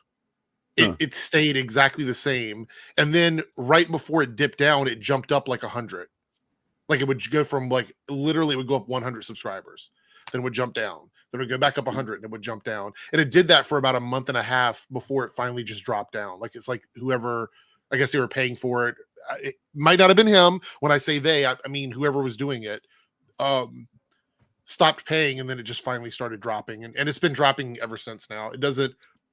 There's been no gain in subscribers. He's down to 503 now.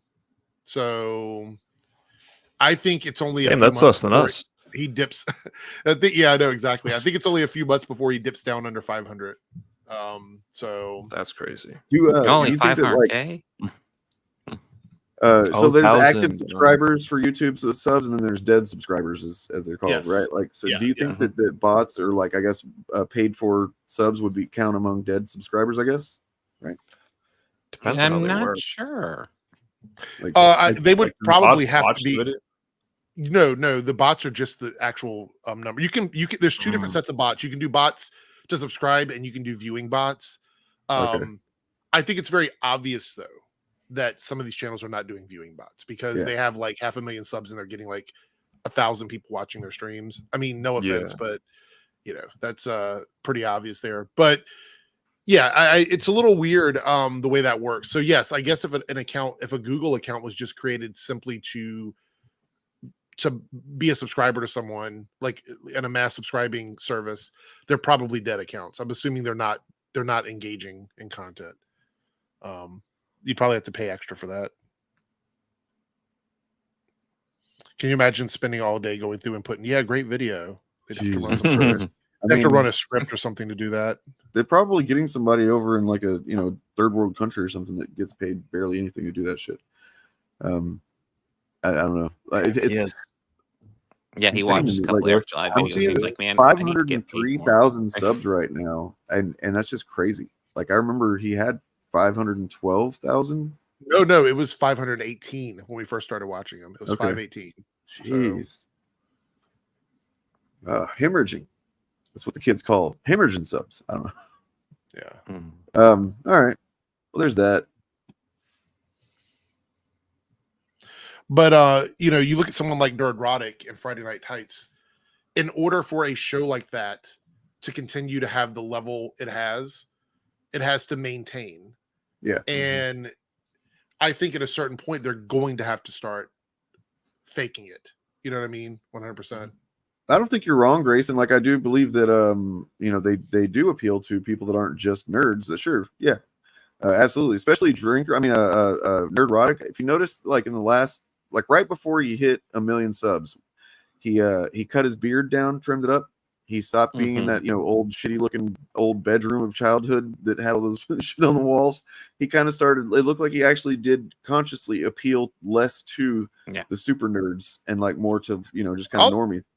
I also want to say like I'm not doing this mathematically. You just asked my opinion about it, and I gave my opinion. It wasn't like I'm saying, "Oh, I've done the math, and there's a board over here, and I'm drawing the numbers, or whatever." I don't know if they do or they don't. I just, you asked me a question, you put us on the spot, and I answered. So I'm not going to defend it here again. You know what I mean about that? Is it conflating a subscription number with fake subbies and fake views, frauding YouTube? I don't know that they're doing that, man. What do you mean? Conflating a subscription number with fake subbies and fake views, funding YouTube. No, because they're not watching ads. Making an account on YouTube is free. I could make 100 YouTube accounts and never pay a penny for it. They don't make any money from me unless I actually watch ads. YouTube for many years, and maybe still even now, was running in the negative because they weren't making enough money from ad revenue because of people making tons of accounts, taking up space with content, and then not turning over any revenue. So yeah. If you paid for YouTube accounts, they'd make money off of it, but you're not paying for them. He is like, I don't even think it's a secret that like he is playing up his Scottish accent and stuff and like pretending to be drunk and that's not, if you listen to him talk like just on a stream or something, that's, I imagine, more like what he's generally like. I don't think that's anything controversial, really. No, not at all. I saw somebody earlier bring up Rumble. It won't surprise me at all if Rumble has lots of fake stuff going on. Those numbers. The accusation is that Rumble does it themselves. Yeah, because they have the ability. I think to they do it, do. Yeah. Mm. They're like, what is it? Something like they start you off and they boost you up with like a certain amount of views right when you start a stream, basically. Possibly won't surprise me at all.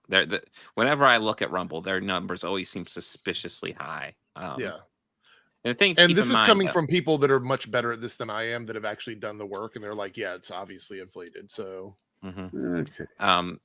To run a video service website like YouTube takes a lot of server space, a lot, and that's why there aren't a whole lot of competition. I mean, obviously you get Rumble and crap like that, but I want to say with Sketchy's comment here, I actually agree with this. I think there could be a better. There could be a better split on payment, because YouTube takes, unless they've changed it, I think it's 30% of all ad revenue and donations. And I think there's not been a very competitive market for that recently. I think there's a better way to do that. I think that the first and foremost, I think any donations you get from your subscribers, the cut should be different than ad revenue. I think if somebody's donating money to a content creator, that content creator should be getting a much bigger cut of that money than YouTube. Absolutely. So, I'd hit this one. Yeah. It is a platform kind of like YouTube. It's a video hosting platform where right wingers go whenever they get in trouble for saying, like, I don't know, the N-word on YouTube or something. I don't know. Whenever there's no restrictions. Yeah, they can say whatever they want. It is YouTube for Nazis, essentially. There are they people want there to who aren't be victims Nazis, over there and that's pretend where all like the they're so Nazis go. victimized and shit. Yeah. It's also very politically heavy. So if you go over there trying to do anything that doesn't skew into politics, and they've tried to fix this recently by getting, I'm getting emails because I had to create an account over there so I could claim content. They were making fake accounts of our content and putting it over there, and I had to go over there and literally claim it. So I had to make an account on Rumble. So I signed up for Rumble specifically for that, and I'm getting emails all the time asking me to put my content on Rumble if I'm not a political person or whatever. And I'm just like, no, I have no interest. That was BitChute. I think Rumble kind of came up and snatched it from them, and I think BitChute still is the more openly, Nazis are over there on BitChute. But yeah, Bob, didn't you did a stream where you looked at some stuff on Rumble? What'd you find? Oh, it was just a little bit. I looked at Gary's very political stream on Donald Trump on Rumble. Oh, wait. These guys aren't political, are they? No. I get confused. Yeah, I actually think Rumble is a better site if you just want to be straight up political, because that's all it does. But you're going to deal with like no filter. If you don't want people coming in and calling you every fucking name in the world, you don't want to go to Rumble. Yeah, Rumble is what accepted Russell Brand whenever he got, kicked off of YouTube, basically. And they're all I think all of them kind of suffer to some degree from being like, we're the free speech platform, but then there's definitely some stuff you can't say on there. With like True Social and whatnot. Yeah. I will say this, Kick, which is like the alternate to Twitch, that was like the no rules Twitch, has started implementing rules because they can't get advertisers. And that's something these brands have to learn. If you think it's funny that they're fucking cowards and they don't stick to their word, man, then I guess that's whatever. But like, it's cope. You're coping. And I hope you enjoy that cope.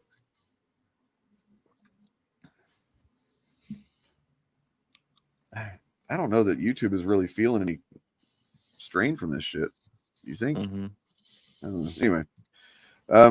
I would love it if YouTube had some serious competition, but when the competition frequently, as it does, just goes far Nazi or something like that, it doesn't really give YouTube serious. There needs to be a competition that actually like enforces terms of service. Yeah, that would be fucking rad. That's really all. Like, honestly, if YouTube did that, I probably wouldn't have to make half the videos I make, to be honest. I mean, they have rules they don't follow. You know what I mean? If you get to a certain level and you're making money for them, they're willing to just kind of let you do it. There's very few instances where somebody will be gone forever from YouTube. Yeah. What, Alex Jones? Is that it? Yeah. There's a certain level of high profile that you can't get away with. But if you're one of the chud tubers that doesn't show your face, it's very easy to just come back again. with another channel. Yeah. I want to show you guys an example actually that I had posted in Discord. I saw it earlier and it really fucking frustrated me. Well, I'll just tell you about it, I guess. So some guy made some satirical video where like he superimposed himself, green screened himself into I guess he was on, it was Elliot Page was on The View or one of those shows like that or something. And literally in the title, in the thumbnail, and in the video itself, he's misgendering Elliot Page, calling him dead name, using wrong pronoun, you know what I mean, and just like saying fucked up shit about chemical castration and stuff like that. And it's just like, man, this stuff is just unchecked. You know what I mean? Like it literally violates the TOS. It's hateful. That's the only purpose of that video. And YouTube's just like, whatever. Yeah. Mm-hmm.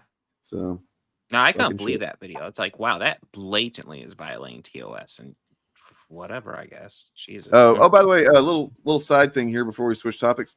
Andrew Tate. Anybody got any Andrew Tate fans in the audience? Go ahead and raise your hands real high. Go ahead. Top G's. Any top You can't G's? see me, but my hand is raised. Top G! I would go ahead and put that down, Kirk. Go ahead and put that down. Because you're not going to warm it up in a second. So police raid Andrew Tate's home in Romania as new allegations emerge, ... involving minors. Mm. Well, I get that. I'm not because, shocked. He's probably looking for coal or something, right? He's got some caves and right. Wasn't it Wrong like kind miners of? again. Wasn't it confirmed that he had people in his house? Well, I mean, he had the women that were there before were adults. But I remember whenever the arrest was done, the original arrest, like over a year ago, there was a thing at the bottom of the BBC report that said that there was more investigation happening that potentially had something to do with minors. And I remember thinking, oh man, I wonder if that's gonna. They wouldn't have put that in there if there wasn't some chance that it was going to come out. It's like when you're talking about, and I'll have to do some research on this, but I do remember reading something about it, I guess about a year ago, about the connection between people that abuse women and people that are willing to engage with underaged individuals. There's a crossover on that, but I can't remember the exact numbers. But there is this thing about, like, if somebody is willing to exert some sort of control over an adult woman, it's very possible, if not likely, that they would do the same thing to somebody who is not of age. It's an overlap. Oh no, I'm shocked. Yeah. No, it makes sense when you're saying it. It's not something you necessarily put together, but when you think about it, it's like, I hadn't thought about it at all. When I saw the article about it, I was like, oh yeah. The other thing is, when it comes to Andrew Tate, I think there has been a shift with his fandom. Like, there was a time, I guess, especially during COVID, where everybody took him very seriously, and he was one of those, like, just one of the alpha bros or whatever, you know what I mean? Like the head of this thing, and everybody wanted to be him. Sneeko, Aiden Ross, all these guys wanted to be Andrew Tate. And I think some of them still sort of subscribe to that or whatever. But now he says stuff that's just so inherently stupid that the followers of him are like, oh, he's just kidding, bro. He's just kidding. It's just a joke. Like, now it's gone to the point where they think he's a comedian. Like, he's just making jokes and stuff like that. But they still believe in all this, like, alpha male trad wife shit that he talks about. It's really weird place on the internet. He is a weird guy. He's a weird and his brother. Oh yeah, they're both creepy. Yeah, I mean, thank you, Reggie, for that. Sorry, I'm trying to catch up in chat, make sure everybody's having a good time. Have we talked about the J.K. Rowling stuff? Is that on the docket for today or no? Oh, the lawsuit. Which part? Is there a new news? one? I know we talked about last week. She has not tweeted since the lawsuit was announced, and she's actually been deleting tweets from her account. Yeah. Oh. It's kind of fucked. It's finally hitting her that maybe she shouldn't have done all this. Yeah. It's almost like she's aware she's a transphobe and is like, oh shit. Yeah, there's been conflicting reports about like which tweet she's deleted and when they actually happened. Was it the beginning or was it recent? Things like that. But the reality is, it's way too coincidental that since the day of the announced lawsuit, she stopped posting tweets, because this is somebody that tweeted constantly, almost 24 hours all a day. the time. Yeah, almost always anti-trans stuff. Too. Where's all this? Jesus Where's all of Christ. her trans hatred being channeled to now? You know? Yeah, that was her outlet. That was her safe space. And, speaking of Andrew Tate, though, I was going to say this too. I have small dick energy.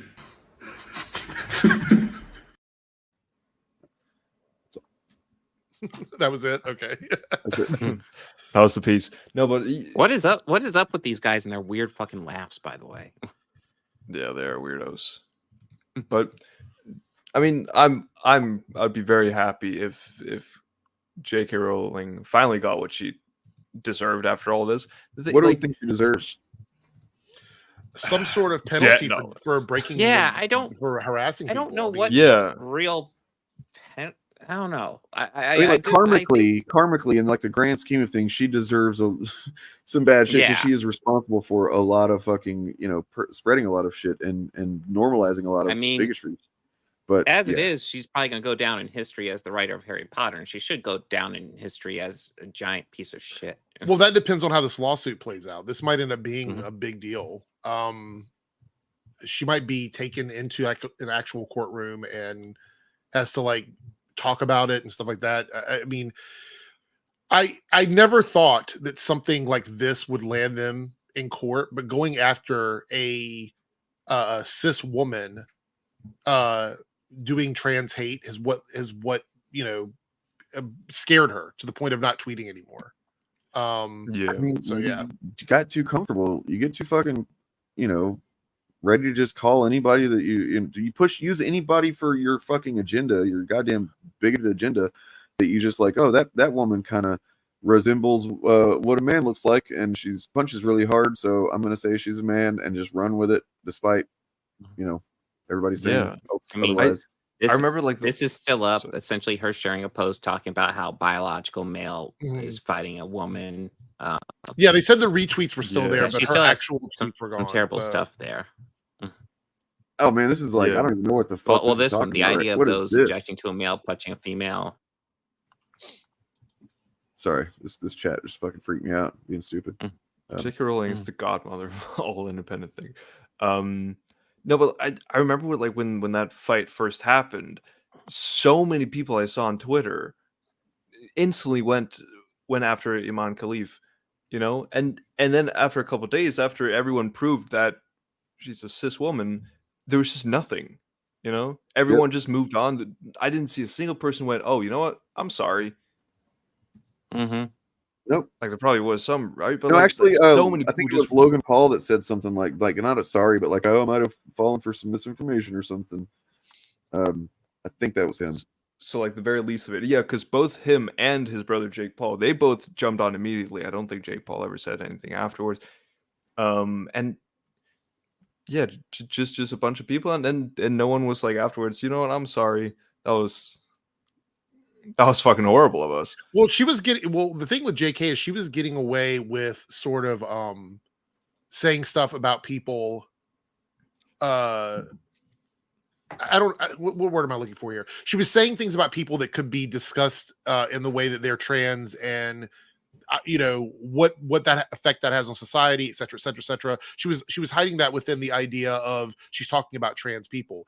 In this situation, she was literally defaming someone. She was lying about someone. So I think that's the difference here. Like she's this person, this woman was not trans. They were not breaking the law. They weren't men fighting women. All of this was actually completely a lie. It wasn't just speculation or sort of it's kind of akin to what Alex Jones got busted for, right? Yeah. Like just making crazy ass untrue statements that actually can hurt people. Yeah, there was no real nuance there about how a trans person is affected in this moment because this person was not trans. So that I think that's what they're going to be doing when this court case happens. Yeah, because she wasn't.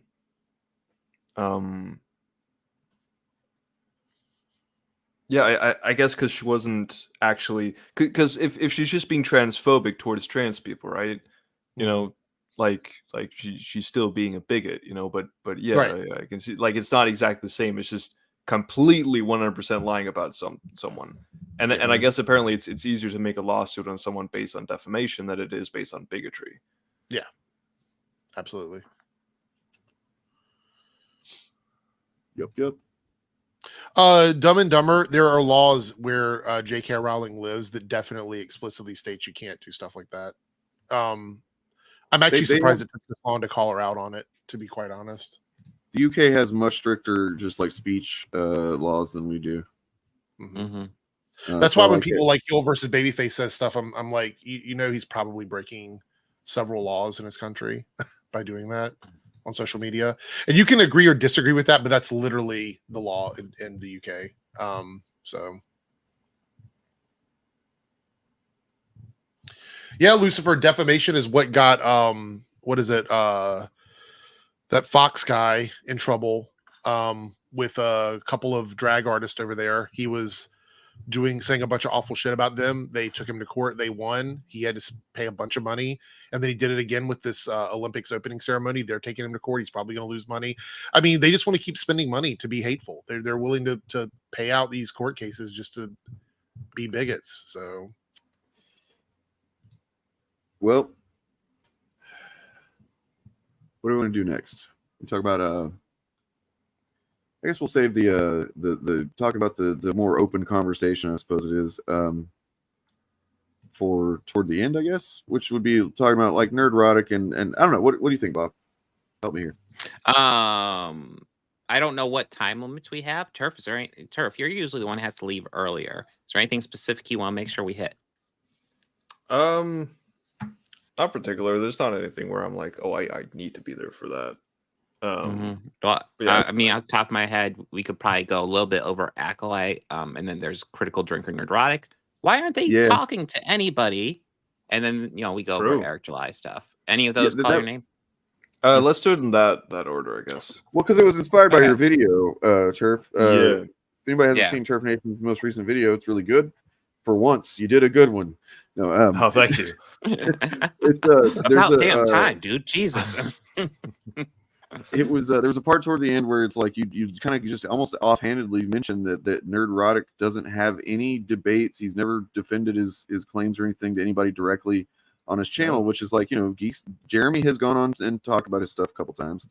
Eric July obviously does, or did used to, and it's like that is notable for a while, yeah.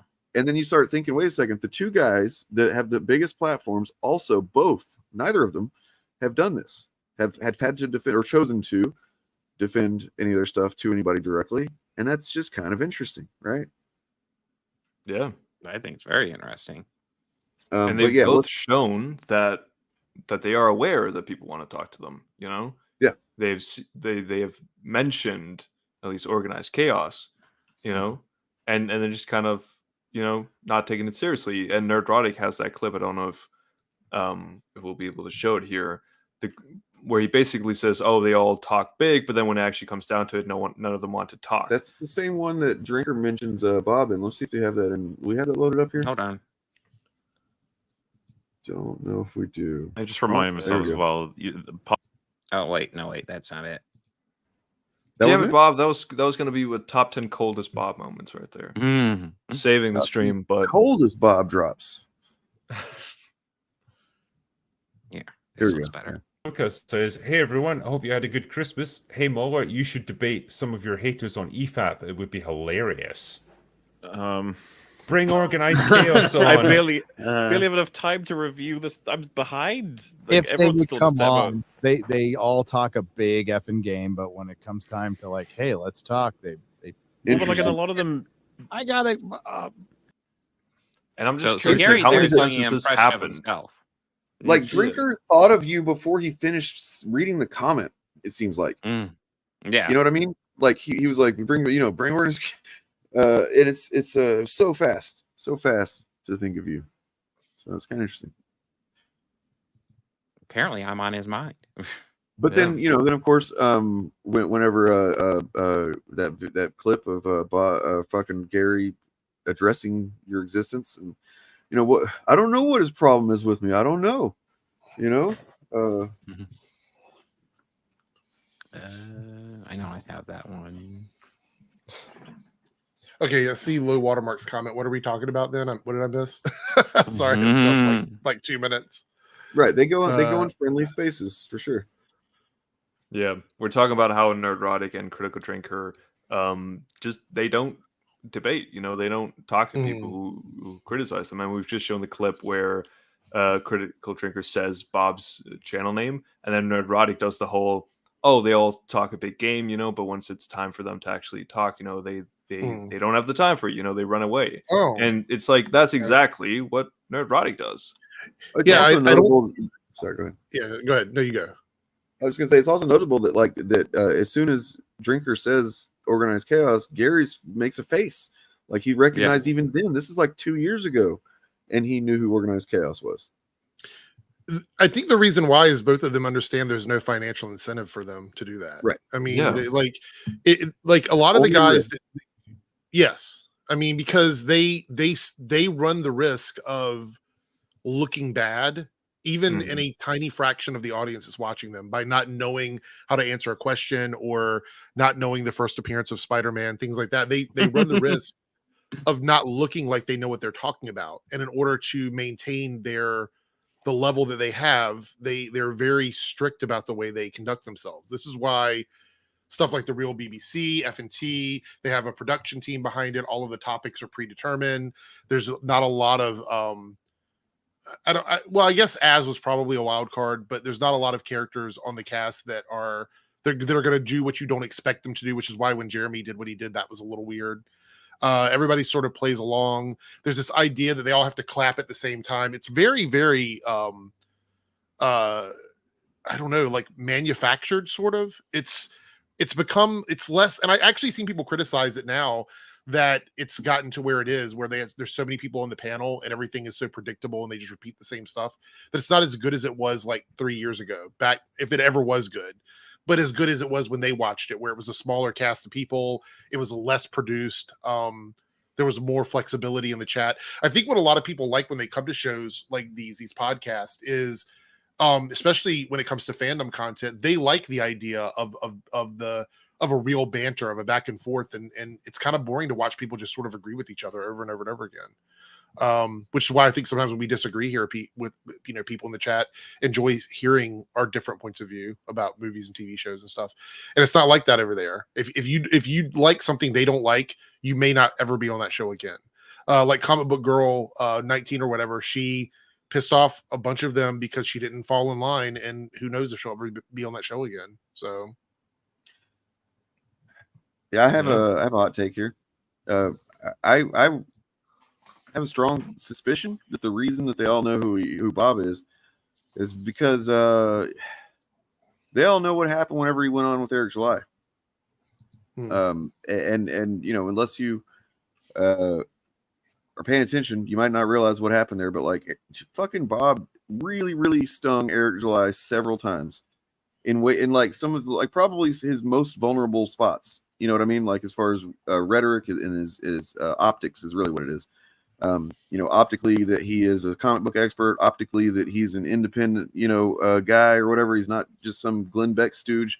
Optically that, he, several points. And like, so much so that Airrick went on to do his cope dance for 2 hours afterward and then made a fucking video about it that literally called on Drinker, Gary, Jeremy, I think, Razor Fist. Razor Fist, yeah. Razor Fist was the interesting one. It's like, really?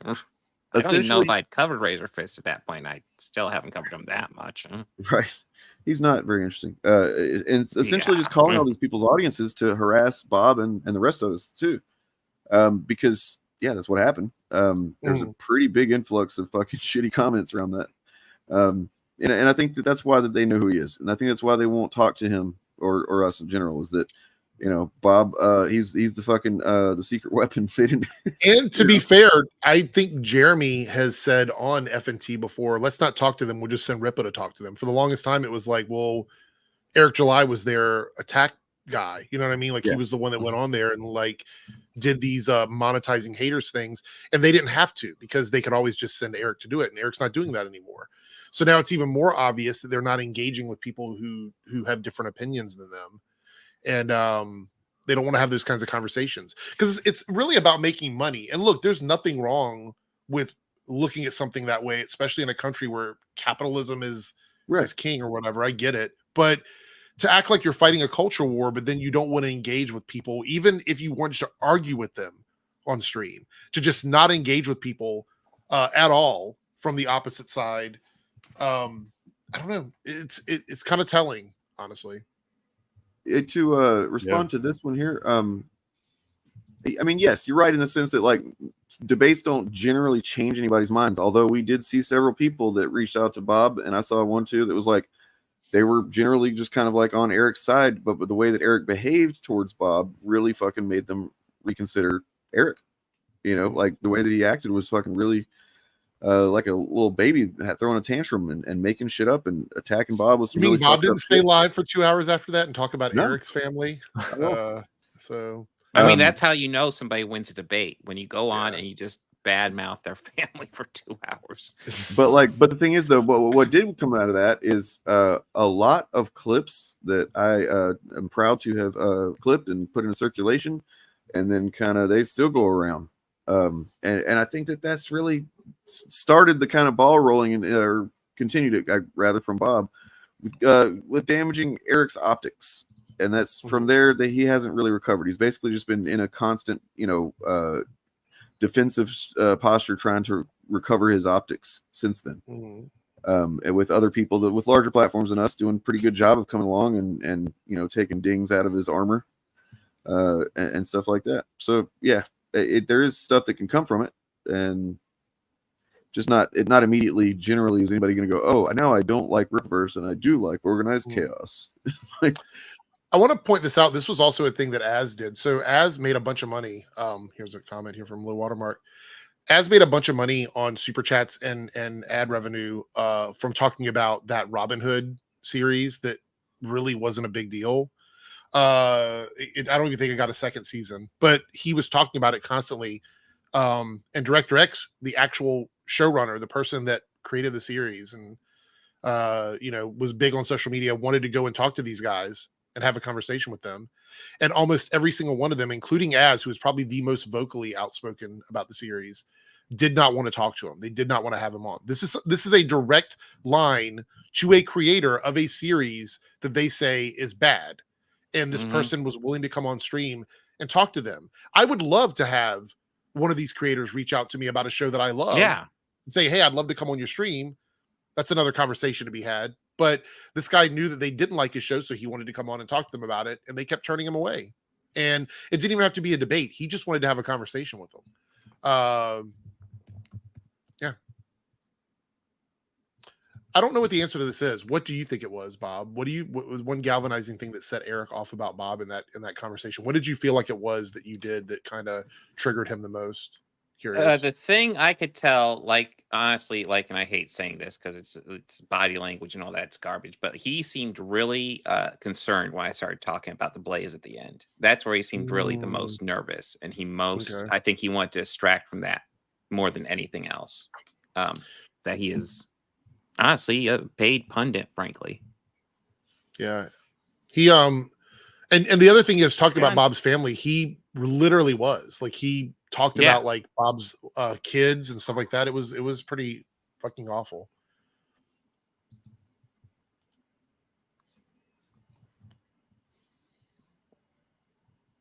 Is it? So how much does Glenn Beck pay you? Glenn Beck doesn't pay me. Glenn Beck doesn't own Blaze anymore. Oh.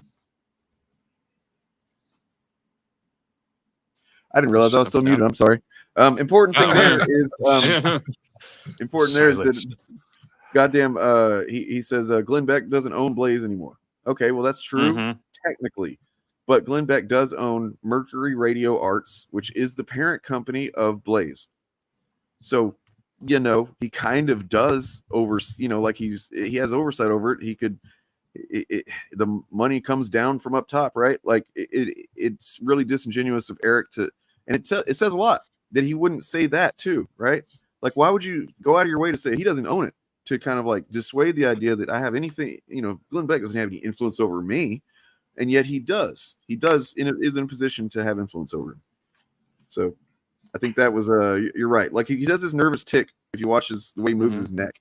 It's really fucking weird, but I've never seen him do this any other time. His voice is how cracking much, during this okay, so point. how much does the Blaze pay you?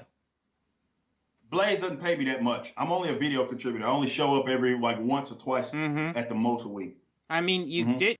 Like, what is that, man? Have you ever seen him? Yeah. It's like a dip in the neck or whatever. Yeah. That much. I'm only a video contributor. I only show up every like once or twice at the most a week. I mean, you did. You got your picture. You got your picture on the wall. You must do something for him. Yeah, because I'm a video contributor. Why wouldn't my picture be on the wall? Well, that everybody that that shows up, even the contributors that contribute to Jason Whitlock's show, who only show up a couple of times, those guys are also pictured at the Blaze. What's the problem? Your picture was like 4 or 5 spots away from Glenn Beck. Yeah. I mean, I know it's a media company, so the rules are a little bit different, but like generally, employee of the month gets their picture on the wall. You know what I mean? Yeah. I mean, it's kind of noteworthy how close it is to Glenn Beck, the dude who owns the fucking place. Yeah, that doesn't just look like you made a video for us once, so let's have your little photo on the wall. Like that's what's interesting is I think that Airrick is pretty good at lying, generally. So that's what tells me that's a big deal, right? Like that he's actually giving away something right there. With that tell, because I've never seen him do it anywhere else. Like he lies, pretty much nonstop. I mean, really. Usually when he's just like wants to obfuscate or something, you can see that with the Amazing Fantasy 15. He goes on that huge rant, gives his audience time to give him the answer, and it's all just blocking the fact that like when I brought up, he didn't know what I was talking about. And there's a solid chance when the audience brought up, he was just like, "Oh fuck that one." But like rather than admit in that moment, "Oh, I'm not thinking of that one. I don't know what it is." He had to like do his fucking rant, and that's part of why I was laughing while he was ranting. It was obviously cope. So he said that Glenn Beck doesn't own the Blaze, right? Okay, so who is the owner of the Blaze now? I forget the guy's name, but it's not technically immediately owned by him, right? Okay, so Beck he did found the Blaze. Well, it's not only that. I just checked now, and Blaze Media LLC is owned by Mercury Radio Arts. That's the parent company. That's what I'm sorry. I must have said that whenever I was muted, but yeah, that's what I was trying to say. Yeah. That he literally owns, Glenn Beck was part of that, so he's still connected to all of this. Yeah, he's literally above him very much in the fucking so structure. that was an obfuscation of what was being said there, because it's not Glenn Beck doesn't directly write the checks to Airrick July, but he owns the parent company that owns the Blaze. So He just owns the company that writes the checks to Airrick July. Right. So he might not be the CEO anymore, but that doesn't mean anything. He's still at the top of the food chain. So then there's this one.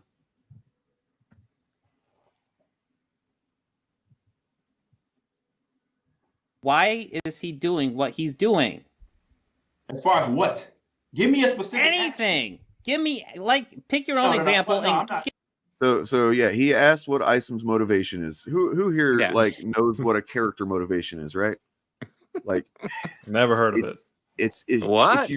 It's bizarre to me that somebody would even engage with comic books and not have like a clear idea what this means. And give it to me. I'm not giving you anything. Give me an example. I'll tell you what. I'll give you an example. You've read Amazing Fantasy number 15, right? Let's go back to Isom. What about it? This is cope. I love that.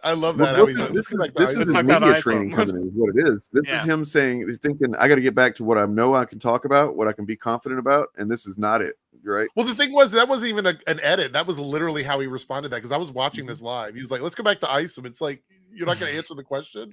No, the only thing just say like, I'm not going to give you anything. And then Bob's like, okay, let's talk about this. And he's like, no, let's go back to Isom. The only edit is that Bob got Eric's chat from his stream and timed it, synced it up with the debate put it here on this so you can see exactly when it happens. And then also I don't know if it was my edit or yours, but I sped up the time period there, but I literally sped did it up countdown. so it could become a YouTube short because it takes them like 2 or 3 minutes to get that chat and to respond properly. It takes a good when you you're know, 30 watching real time. seconds, And it that's feels part of forever. why I was laughing. Like Eric's doing this rant, and I'm just laughing because I realized this is just him covering up the fact that he has no idea what the fuck I'm talking about. One of the most famous comic books ever made, and this comic book expert is just like, "What the fuck?" You know, and then of course his audience and stuff is like, oh, you're like saying you got to know what Spider-Man's first appearance is. It's like, no, we're not making fun of him because he doesn't know that. It's that he presents himself as a goddamn expert, and he didn't know that. You know. Are you asking what specific? Wait. You've what read specific you've read Amazing what Fantasy number specific 15, action? right? What specific action are you asking? Pertaining? No. I'm gonna get stuck on this one. You've read Amazing Fantasy number 15, right? Are you what? Let's talk about that some. You just asked me a question. Let's keep moving the goalposts. What specifically about the?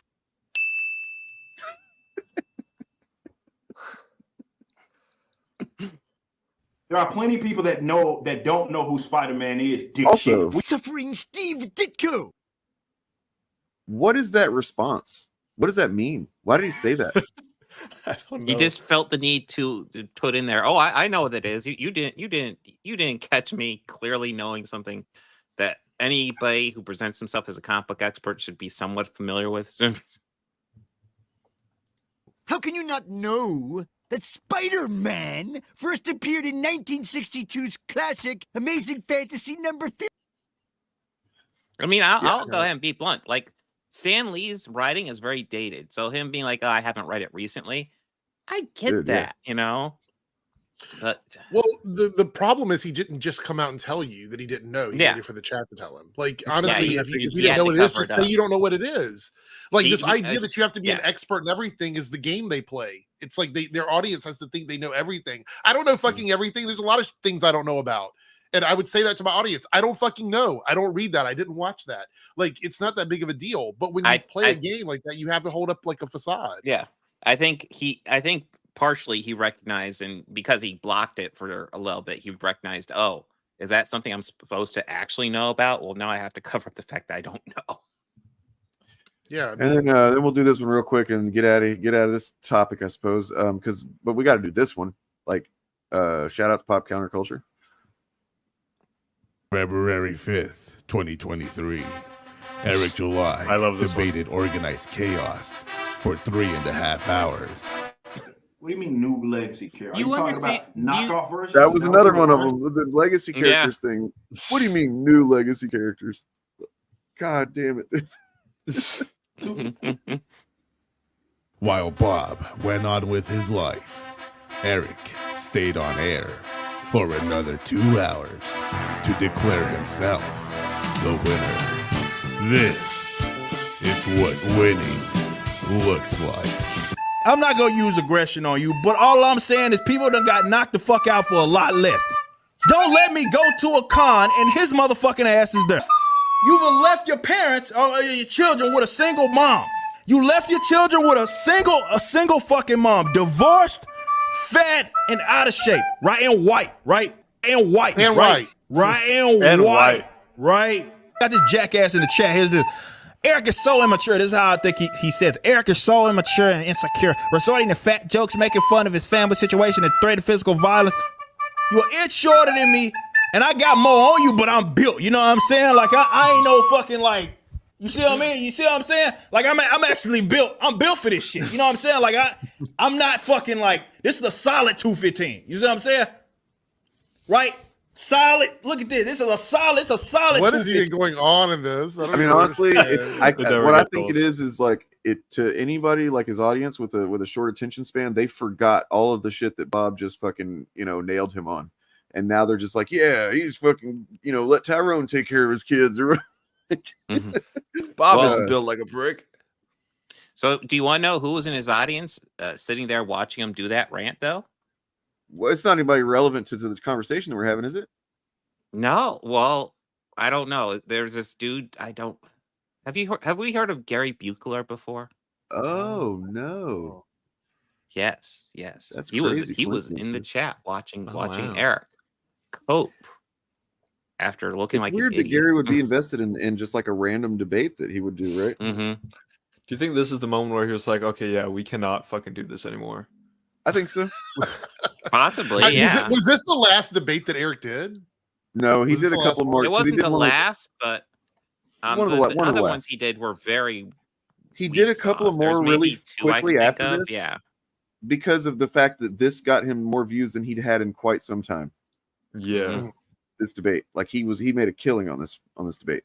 And so he tried to kind of keep that going, but I think he realized pretty quickly that it wasn't going to go well. It was just generally he didn't want to do it. Like I think he even had Ed on, didn't he? No. Talk to Ed? No? I could have sworn to talk to Ed. No, Ed talked with you know who. Voldemort? Pedantic guy. Mayonnaise man. Mm-hmm. But yeah. I don't understand it. But the problem is, like, Neurotic has some interesting takes. I guess we can go over some of the videos. So Neurotic, I can't find the video of him saying of the more recent one.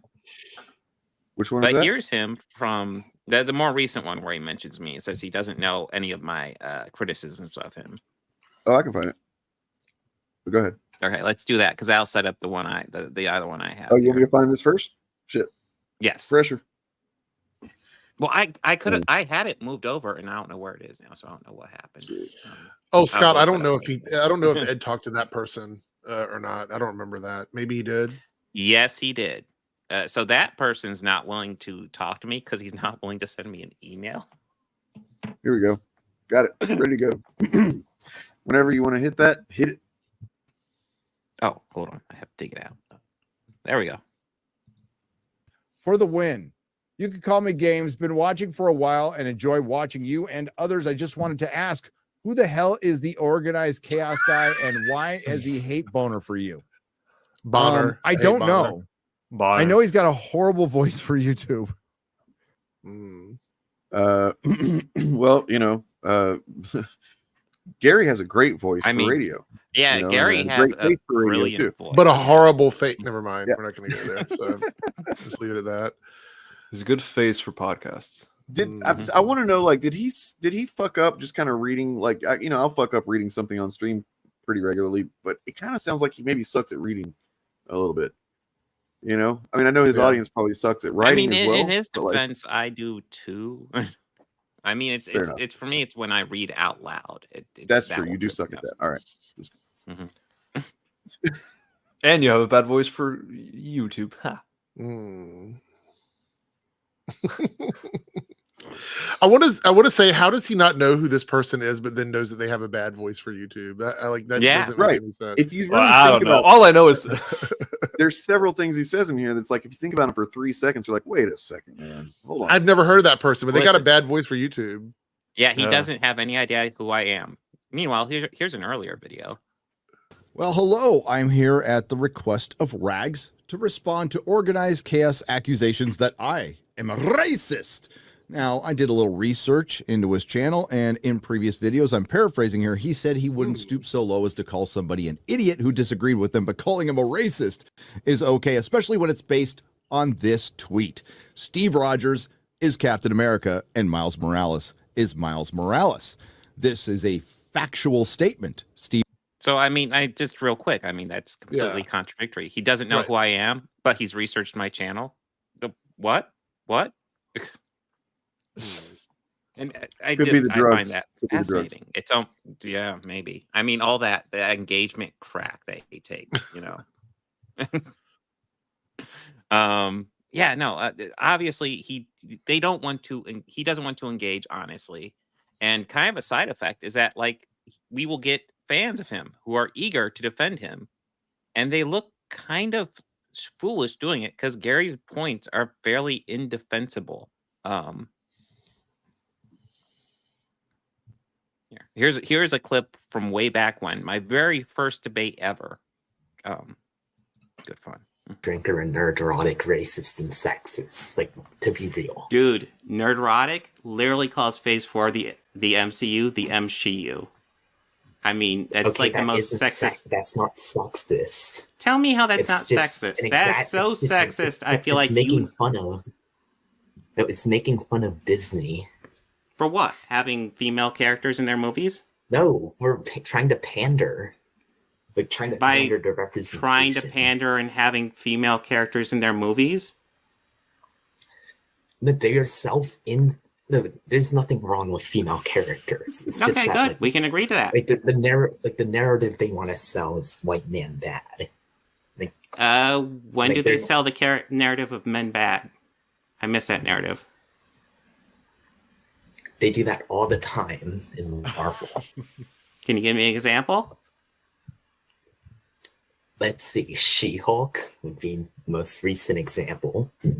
When in She-Hulk, I mean, there's a couple of toxic men in that show, but there's also men that aren't toxic. There's good and bad guys in that show. There's also the same with women. They try to portray every man as like incompetent or douches in a comedic way. Okay, did you miss Wong? Did you miss Daredevil? Did you miss Bruce Banner? Did you miss Pug, one of her co-workers? Look, I know what these... Trust me, I watch Critical Drinker Nerdrotic. And I can tell. And apparently they did watch this crap to know what they're talking about. I just love the admission. He's not watching it. I just watch the content creators and they know what they're talking about. It's like, oh my God. I love that. Oh, I can tell. Yeah. Well, yeah. It's like you're just regurgitating the shit they say that I know is false. Congratulations.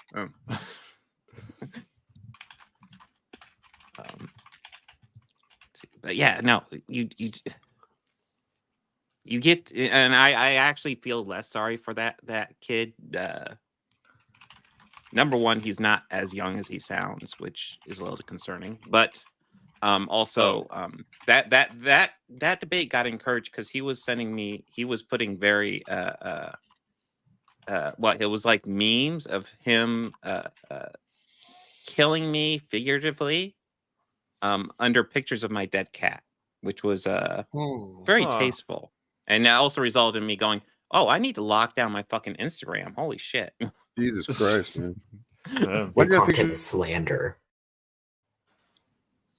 Well, why'd you have pictures of your dead cat on Instagram, Bob? That's what I want to know. It was a picture of the cat when it was alive, and I was just saying. Okay. Shared over on Instagram. Yeah. No, I thought it was just like you holding the cat after it had died, and you're like, sorry.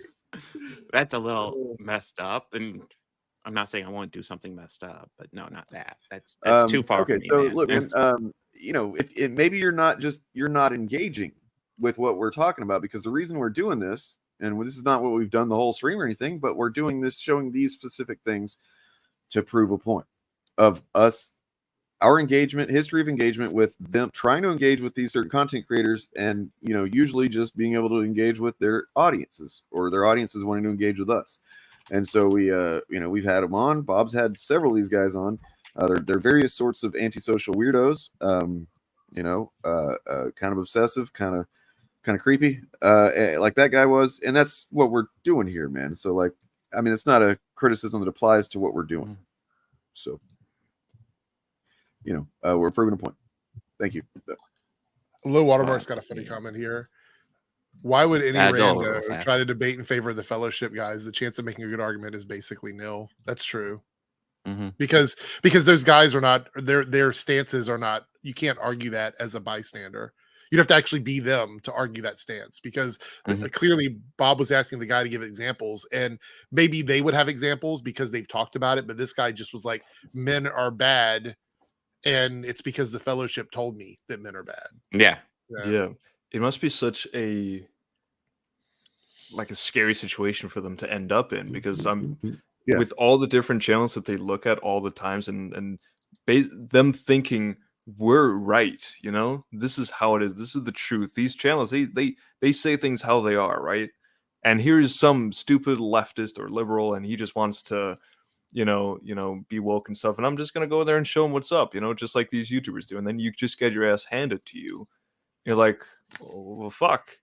And he actually asks for evidence, and for you to support your claims. And it's like, well, what is this? And it must be really, a weird experience. And I mean, there's hopefully also kind of humbling, but, there's also kind of the assumption, like he said, men are bad in She-Hulk, and I asked for examples, and it's like he almost assumed that was just like a foregone conclusion. Everybody knows that one, right? Right. It's like, That's kind of the thing. no, There's because I've so watched much the of this show and stuff. know that's not true. So much of these guys, their audience, like they do just operate based on these vague assumptions of something being true. Like freaking, I guess, what's his name, Sitch and Adam, they're fans of Nerdrotic, I suppose. But like, yeah, talking to them about freaking She-Hulk and WandaVision, and at least they, Sitch could kind of like give a reason, even though it didn't make much sense behind things, instead of just like, he'd spent some time thinking about it, even if he'd thought about it in really stupid ways. But like, then there's Jim, or Jim. Do you have something queued up? Well, yeah, but now I feel all insecure about playing a Jim clip, man, because you got somebody that's like, you guys, I've already seen these. Why don't you? I've already seen his clips. It's like, so sorry for this one guy in the fucking chat that's already seen these clips, man. So what's How right? dare we provide evidence? Oh, Low Watermark just became somebody's member. It wouldn't be me, because he's actually already a member for me. It ain't me, because I can't have members. So, but yeah, also, it's the fact is that repetitive content. Thank you. When it's appropriate is a good thing, unfortunately, because what these guys do is very fucking repetitive. How often do they actually say anything new about anything? You know what I mean? Like, most of what they're doing is repeating the talking points and the programming, so to speak, for whatever fucking movie is out right now that they need to continue to hammer into their audience's head is bad and woke, or whatever the fuck the narrative is. They're not saying any real analysis. They're not adding anything to it. So, sometimes we have to repeat some stuff too. At least what we're repeating is better than that. Right. So are you guys interested in some budget calculations Yes. from these guys, apparently? How you actually determine if a film is like a failure versus a success or not? I know Do that you know there's how to do I know that, there's no crunching the number? guaranteed way to do that, but go ahead and tell me your method. Okay, my personal method is this, right? So hang on. I gotta do this hang on. I'm doing this for my YouTube video. So all right, Bob, give me just a random MCU movie at the very least in phases 4 and 5. Just random off the top of your head. Thor: Love and Thunder. All right, so I'll do that. Thor: Love and Thunder. Okay, so I'm on Thor: Love and Thunder's Wikipedia page right now. So I just looked it up, right? So this is the formula that I use. Now it's not perfect. It doesn't count for all the X factors, but still pretty much gives us a good idea of what we're supposed to do, right? So I'm looking at it right now. It has a budget of $250 million. So 250. Now it also needs to. Now the marketing budget is going to be half of that, right? So that's 125 right there. So It now, depends. we We actually just don't to know break marketing budget. even. Yeah, I it want to needs pause to there for a make- second. Yes. I think that these sort of like the viewers of these content creators have come to believe that the marketing budget is always exactly 50% of what the production budget is. That is absolutely not true. Sometimes it can actually be more depending on the film, especially if it's an indie film or something like that. But sometimes it can be much, much less. It's a rule of thumb. It isn't like a hard line, like it's exactly 50% of the budget. It's like they don't get a check from the studios. It's like you can do exactly 50% of your budget for marketing. Yeah. We've seen movies that have had almost no marketing at all. So Yeah. Well, I also sometimes wonder about Disney. So Disney owns fucking ABC. They own Hulu. They own Disney Plus. They release multiple movies. They have so much opportunity to just essentially spit out marketing free. Right. How much does that cost them? It's just Like, it's a cut talking scared the point ass, they yeah. use to try and diminish Yeah. the gross amount of money that a movie makes. It's really stupid. But yeah, we'll get into numbers. All right. Well, on average, the marketing budget will pretty much be half of the movie's budget. Who's average? Right? Okay. Just on average. I mean, So- it's like I said, it's not so- locked in. so We right- don't know, so- but I'll go with that. All right. So again, there's X factors here, but like this, but whatever. So it needs to make 375 million to break even. Then it for right now at least, there's also a 50% distributor's fee in order to get it all out to all the movie theaters, right? Because the movie theaters aren't going to show it for free. So now, just to break even, it needs to make 750 million. Whoa. So real quick, here's something I don't know if you're aware of because it's different for every studios. So like opening weekend for a Disney movie, Disney gets a 90% cut. Mm-hmm. Because they just have so much of the market share. All right. They can do Okay. that. Well, again, I'm not. Again, that's not something that's something I've heard from theater owners. It's not something confirmed, but yes, Disney. And it can be different for ask different theater bigger cuts. chains. Yeah, It could be different. It varies a lot. Theater Yes. chains. For example, the theater that I go to is a restaurant and bar, and they show movies as well, but they have a much smaller cut because their ticket prices are only like $6. So essentially, they're probably not making anything off of the tickets. Matter of fact, if I go into that theater, they don't even check tickets half the time. They're just there to sell you their food and their alcohol. So they're making all their money off of that. So yeah, that makes a difference. I mean, that's how come concessions are so expensive at the movie theater because that's where pretty much all their money goes. That's why the popcorn buckets are such a high profile item. They want to make money off of that. So Right. Again, Like I said, I'm mainly talking. Again, I'm shouldn't not act like these including those numbers are X set in. factors here. You shouldn't act like these numbers are set in stone. Movie theaters and, I and am film studios not. I are am very not cagey. acting like I am not acting as if this is a tried and true set in stone formula. This is just useful for like a sort of baseline, basically. So there we go. So 750 to break even. Now to be a success, it needs to make 1.5 billion according to my formula, give or take. Why does it make? I'm like, what? Yeah, no, you can even tell during the live moment. I was like, what? So does he know what the words break even mean? Does he know what that means? Like, because it just means so this. Apparently, Thor 4 needs to be the 13th biggest movie of all time to break even. Yeah. This is the brain rot that these guys have sort of caused viewers to have. And I cannot stress this enough. Like, billion-dollar movies are rare. And like, this is the problem. Like, people will come on and talk to me, and I'm happy to talk to people. But like, you look really foolish. And that's because you're listening to people like Gary and Critical Drinker. Why don't they come on and talk to me? Why don't they explain this shit? You notice it's always their viewers that want to talk, but never them. Yeah. It's like, okay. I want to say this also. Yeah, go ahead. Sorry, Dane. No, you go ahead. I was going to say, this is something that I have to keep pushing every time I talk about this. Like viewership, sales, those things do not equate the validity or quality of the project. Like there are other factors that you have to look at.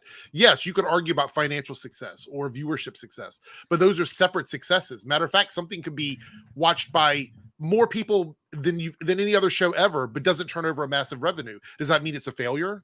Or if it, like a movie like Captain Marvel that makes over $1 billion, they would argue that that's only successful because of XYZ falling into place. So there's always an argument about that. That's why art cannot be worked into some sort of algorithm that these guys try to work it into, some sort of like framework checkbox thing in their mind, because that's not how art is. Art is different for every single person. Yeah, just some of the basic arguments. But you know what? There might be a reason, because we do get a little bit of an argument from Gary here. Let's get into this. This is indeed Captain America, and Miles Morales is Miles Morales. This is him explaining how saying Miles Morales is Miles Morales and Steve Rogers is Captain America isn't racist. So just to catch you guys up. I put this on Twitter because it brings a lot of morons to the yard who like to project their hate and vitriol on factual statements, and it really just exposes how stupid Twitter can be. This statement does not say that Sam Wilson isn't a Captain America. It doesn't say John Walker isn't a Captain America, or Isaiah Bradley, who was retconned as the first Captain America, isn't a Captain America. It doesn't say that Bucky Barnes isn't a Captain America. It just says Steve Rogers.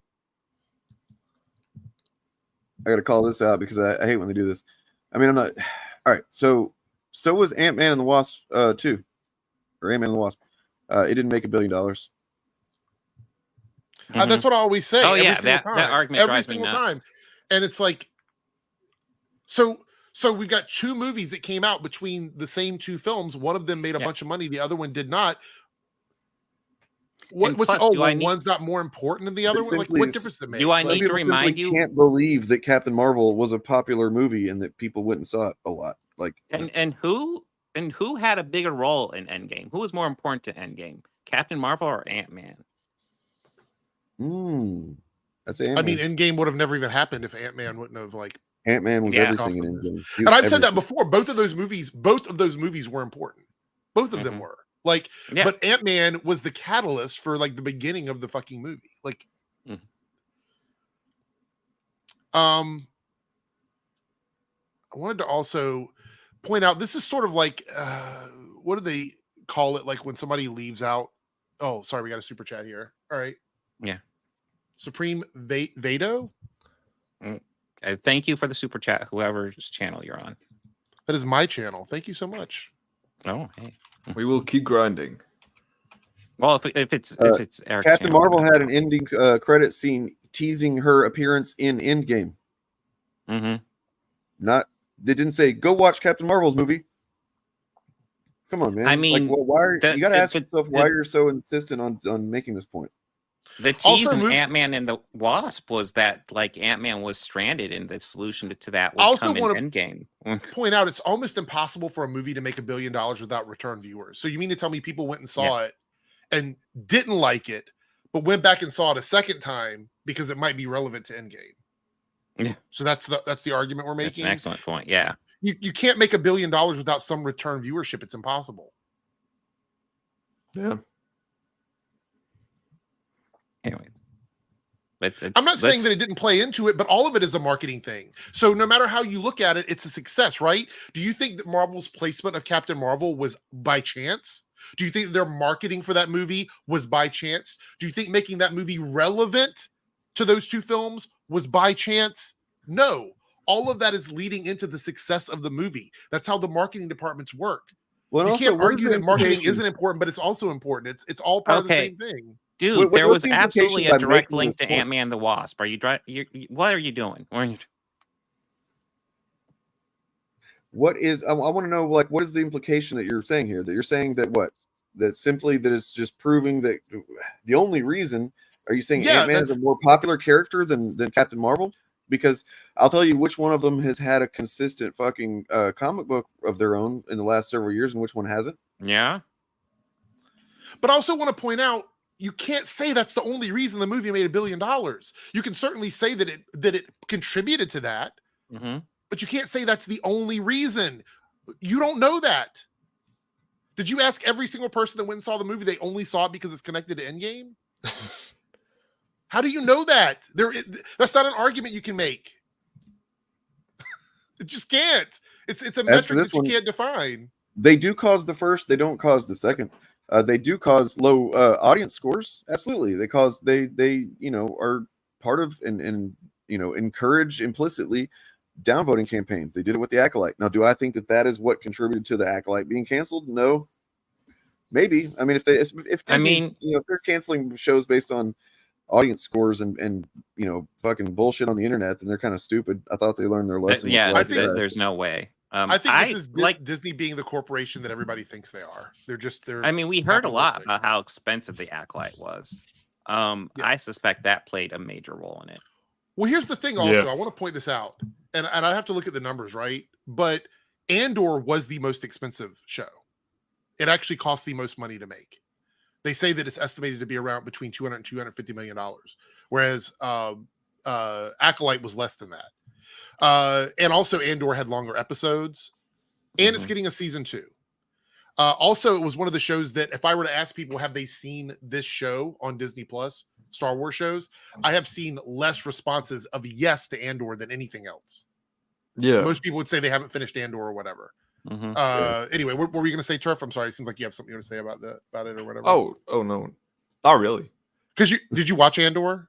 I did, yes. Yeah. I watched Andor as well, but a lot of people that I would ask are like, "No, I didn't watch it," and I'm like, "Why?" Yeah, I thought it was boring. So I definitely think it, or I could imagine, that it's probably the least watched or one of the lower watched of the live action Disney Star Wars shows.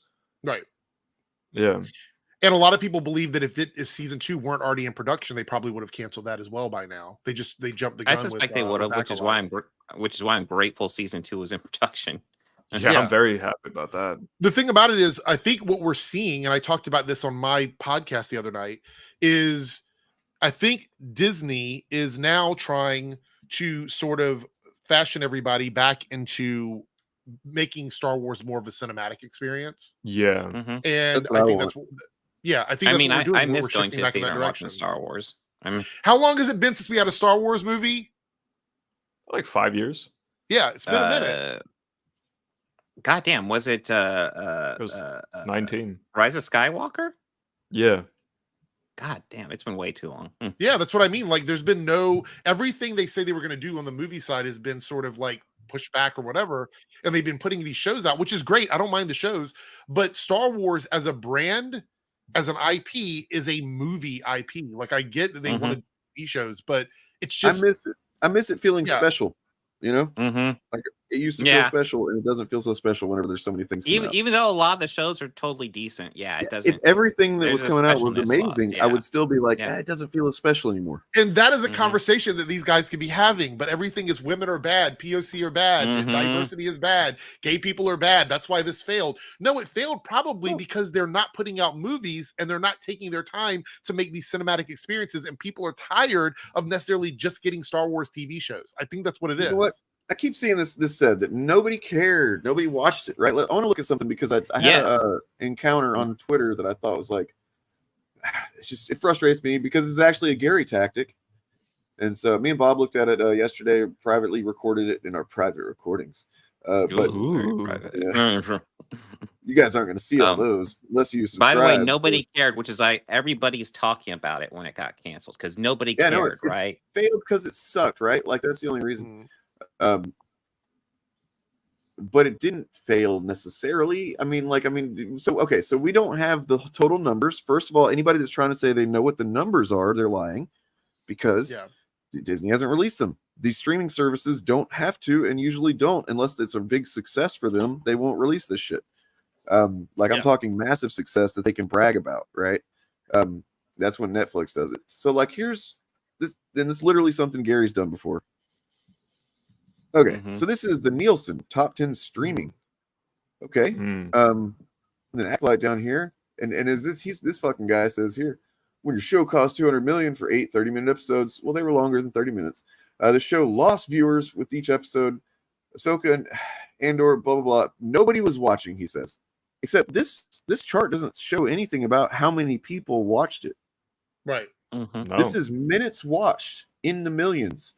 Oh, well, it definitely didn't do as well as some of these other ones, but they also weren't necessarily in direct competition. But also, a show that has got one season of 8 episodes is going to have fewer fucking millions of minutes. Right, because The Boys doesn't say The Boys season 1, season 2, season 3. No. It's just The Boys. 32 it's just episodes. Cobra Kai. Yeah. You can The literally entirety of put Cobra Kai on in the background and do housework. That's what the show is. I mean, that's what a lot of these shows are. Love Island. You mean to tell me that you think Love Island is a better show than The Acolyte? And so this is the kind of shit that they do that, like, look, even, I think the Acolyte had some fucking problems. I don't think it was like a perfect show. It had some cool stuff, ideas in it. Some of it wasn't executed well. Some of it was executed really well. But that's that's too much nuance for these guys, right? Dave, I'm looking at this chart.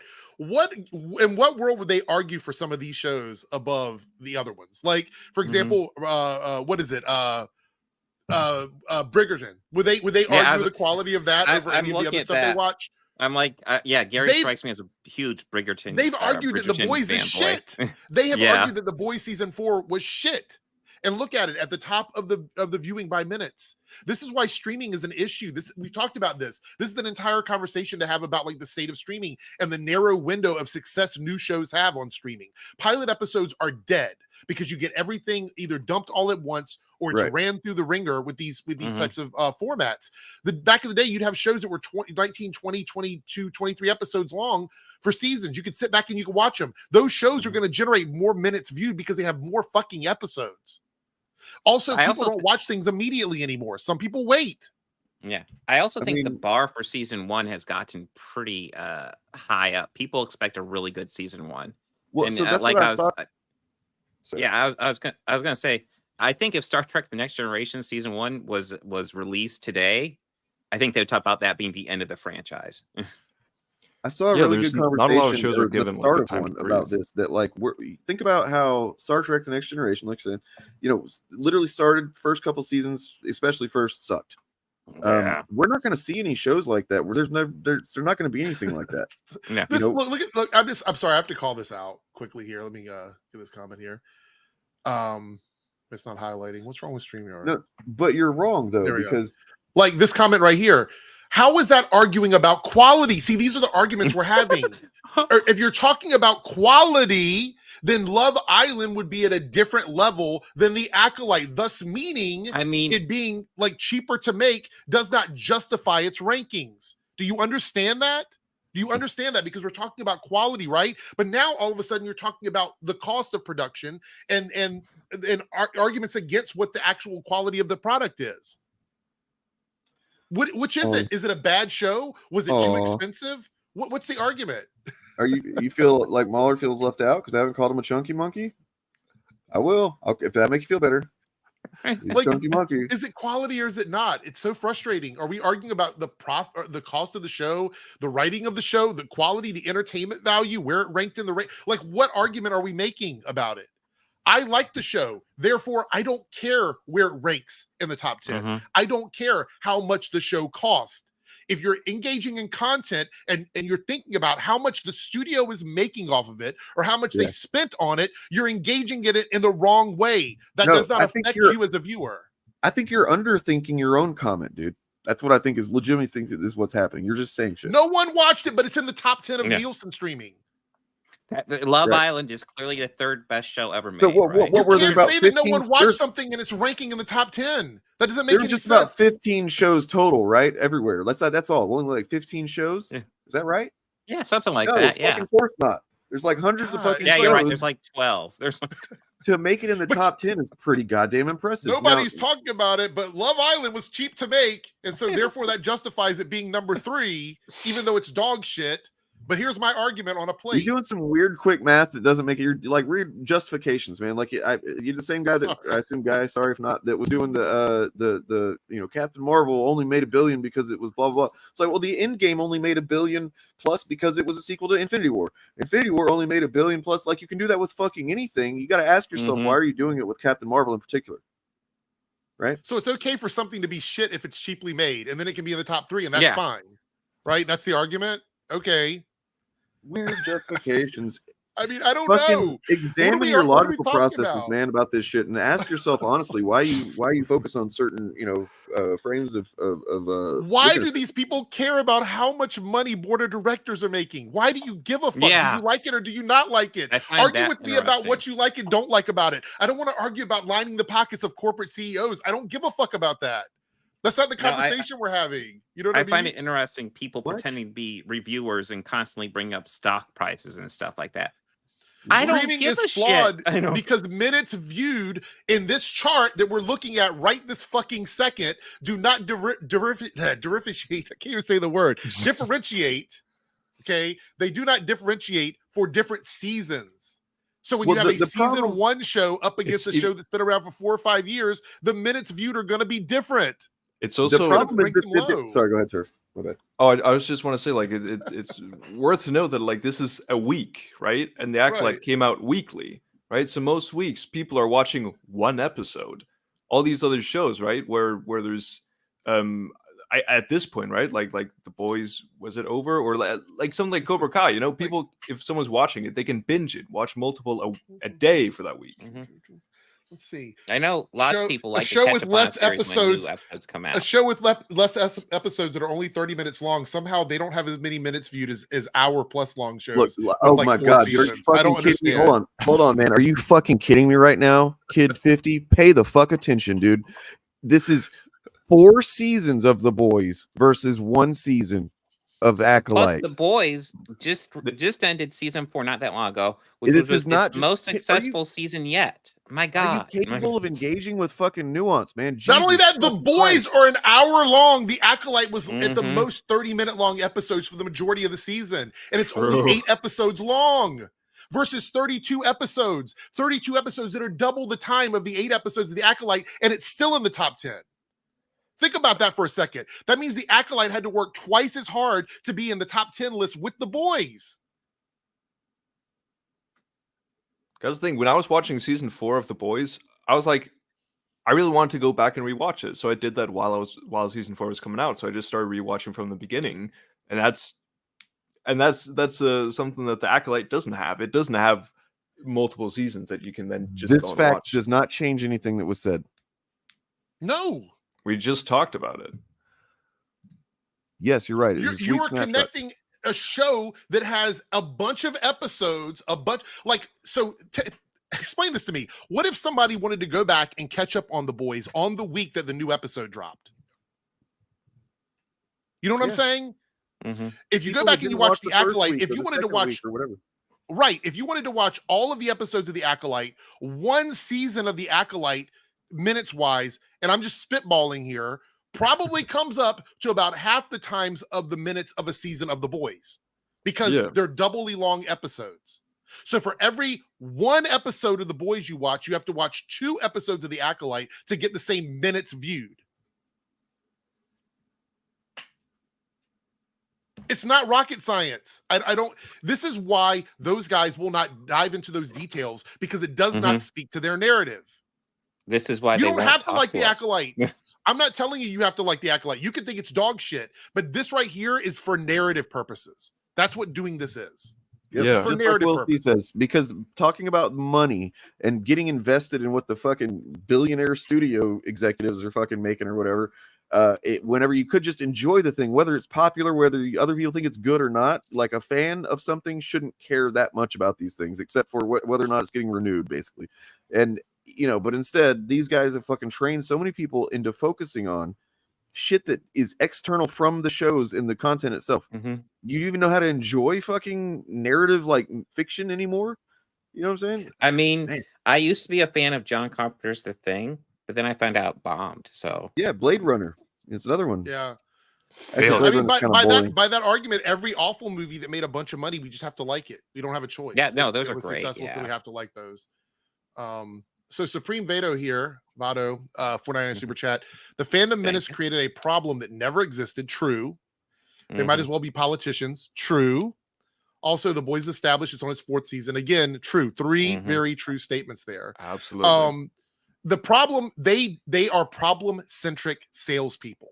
And what I mean by that is they create a problem that they are offering you the solution for. And in this case, the solution is being a cultural movement, giving you purpose to go out and do the things you're doing by creating the narrative that everything is against you. That is how they operate. That's how they function. And if I can give a compliment to these guys, is particularly Gary, you know, probably one of the best ones at it, if not the best, actually. And then to a lesser extent, he's kind of bad at it in my opinion, but he still tries. Airrick with comic books, they both do a similar thing where the thing that they are actually good at, even though if you divorce the ethics of how unethical and fucked up it is, but what they're good at is finding a way of framing these things and selling it to their audience so that their audience fucking thinks that matters. Right? Like this is a perfect example of this. I mean, I know this isn't Gary, this is some lesser known chud, whatever, but like this is the exact same thing Gary's done before with the exact same charts. You know, and that's it. That's what it is. It's all about finding a framing that makes idiots think that they're focusing on something that matters, and it doesn't. Yeah. Yeah. 100%. I do have to head out though. Yeah, I have to get ready to go in a minute as well. So Yeah. had to get all that aggression out there. No, I get so frustrated because robots. Because what? Both of us? I thought. Yeah, it might have just been my stream actually. I don't know. Oh, I mean, my end. Yeah, I think everybody sounds fine to me. Okay. Yeah. It's frustrating to me because I would love to have a conversation about what individual people liked and didn't like about a show, but it always boils down to the same talking points. How much money was spent, how much money was made, how many people viewed it, whether or not anybody asked for it. These are all arguments that do not speak to whether or not you personally liked or disliked the project. Yes, I watched The Acolyte. Yes, I admit there's issues with it. Yes, I think episode 3 wasn't a great episode of the series, but one bad episode in a season of episodes does not bring the entire season down. I do think it might have affected the show a little bit because the Chuds were really going hard on that.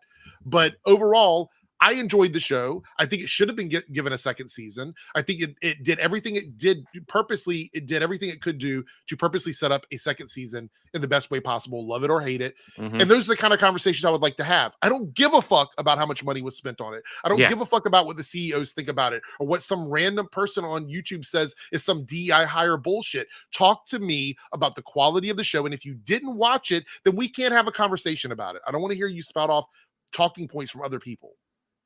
So, yeah. So, Turf. Yes, you're beautiful. You're a beautiful man. Oh, you too. That's why we are not showing our faces. Right. We're too beautiful. We don't want. We gotta let these other guys have a chance, right? Yeah.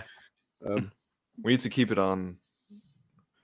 We can't derail the stream. But yes. I'll see you guys next week. Later, man. Later, Turf. Bye.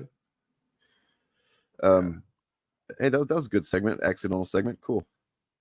Yeah, it up a little bit. It's a little all over the disinformation, repetition. And I mean, a lot of it's just repeating shit. Go woke, go broke. The only reason that gets spread around is because it rhymes. There's no basis in reality for it at all. Well, it actually more often than not is a lie. It's not even true. Yeah. So that's the thing. Yeah. Look, we got 138 people still watching. Cash frequently. I actually kind of want to do my MCU fucking debunk real quick now that we've got so many people watching.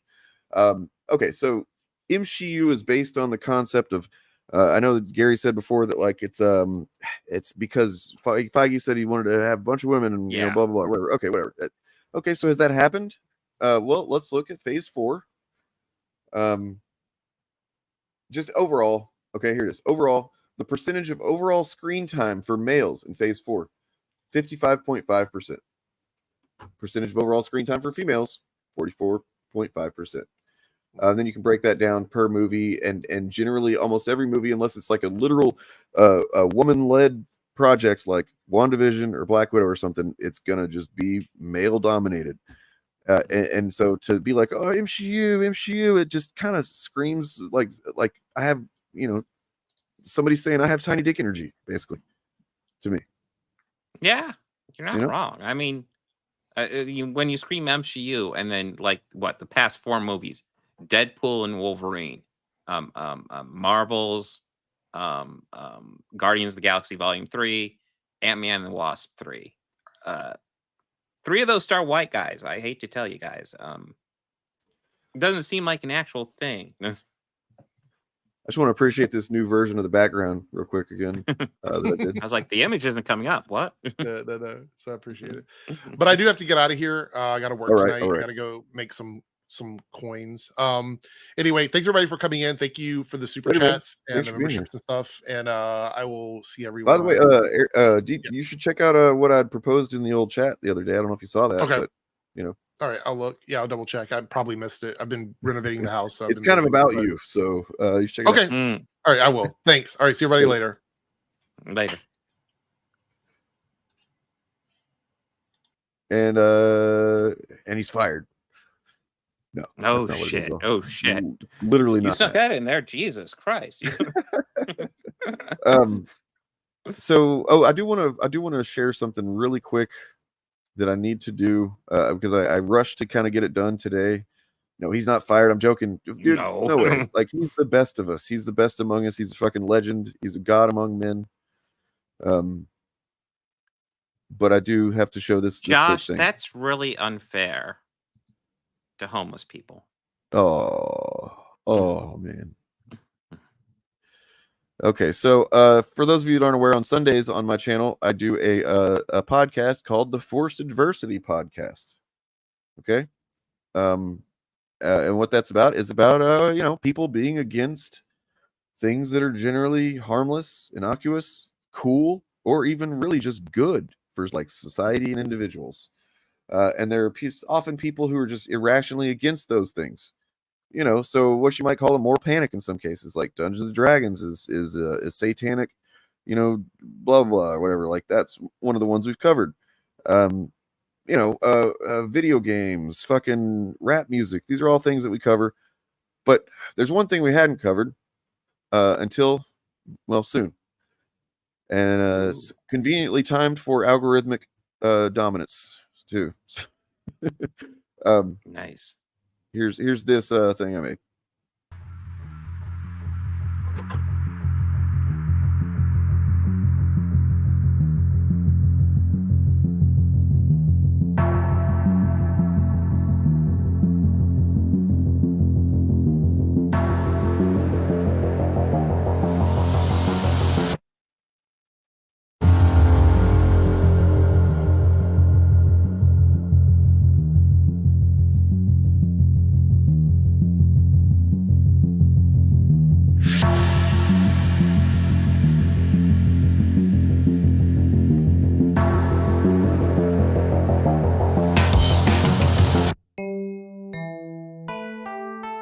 Forced adversity.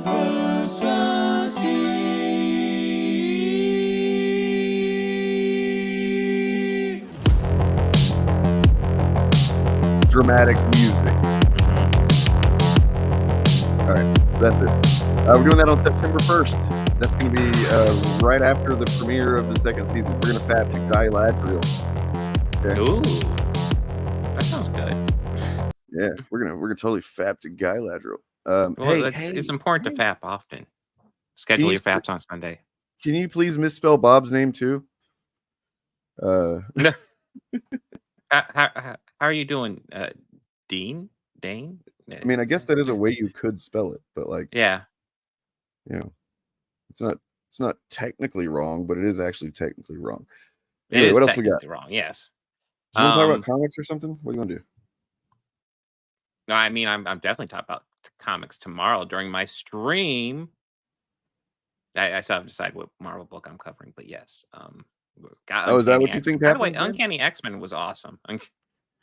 I mean, I'm not presenting it to the co-hosts. They actually have to just suffer through them, and I realize that. I kind of enjoy making them suffer through my overly edited shorts.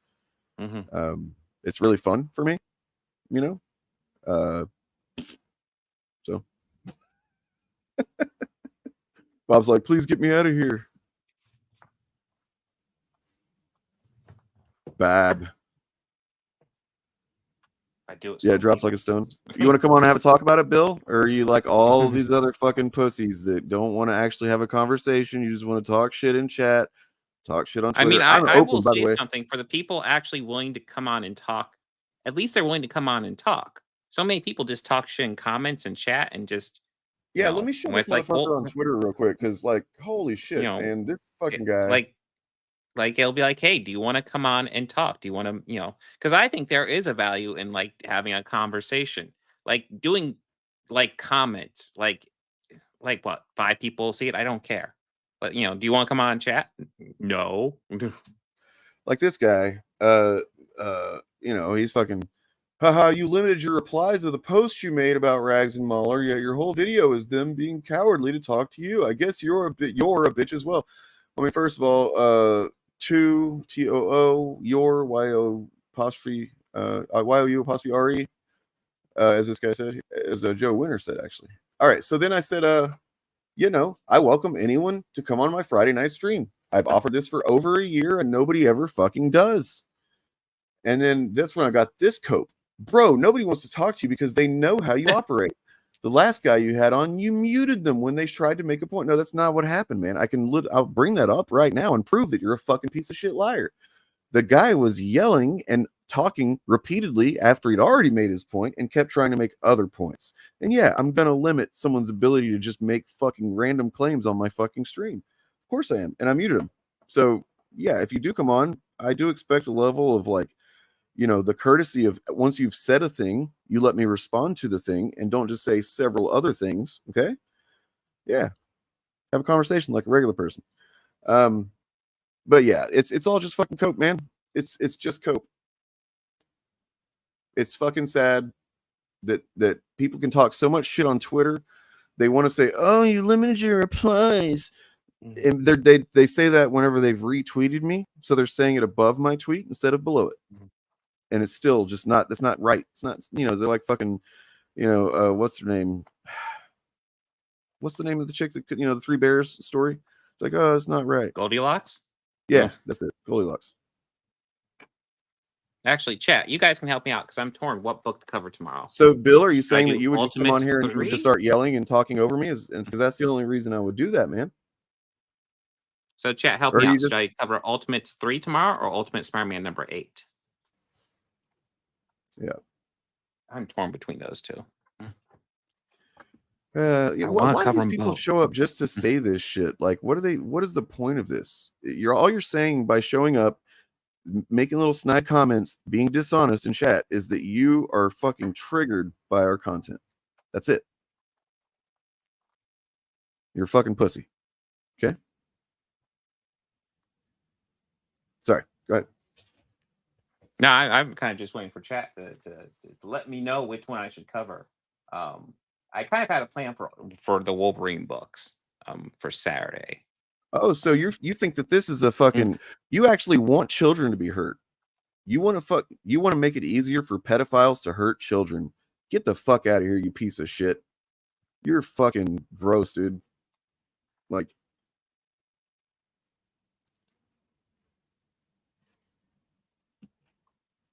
all right, sorry. Yeah, we do need that. But only for the initiative. By the way, I'm not going to read it out loud too. I'll just be sitting here. Look, you know what? I'm happy for Bill. He got me to get a little bit ticked off. And that's what he set out to do. But you got to ask yourself why these people do that. Do normal people go to other streams to try to piss off the people that are streaming? No. Most people don't do that.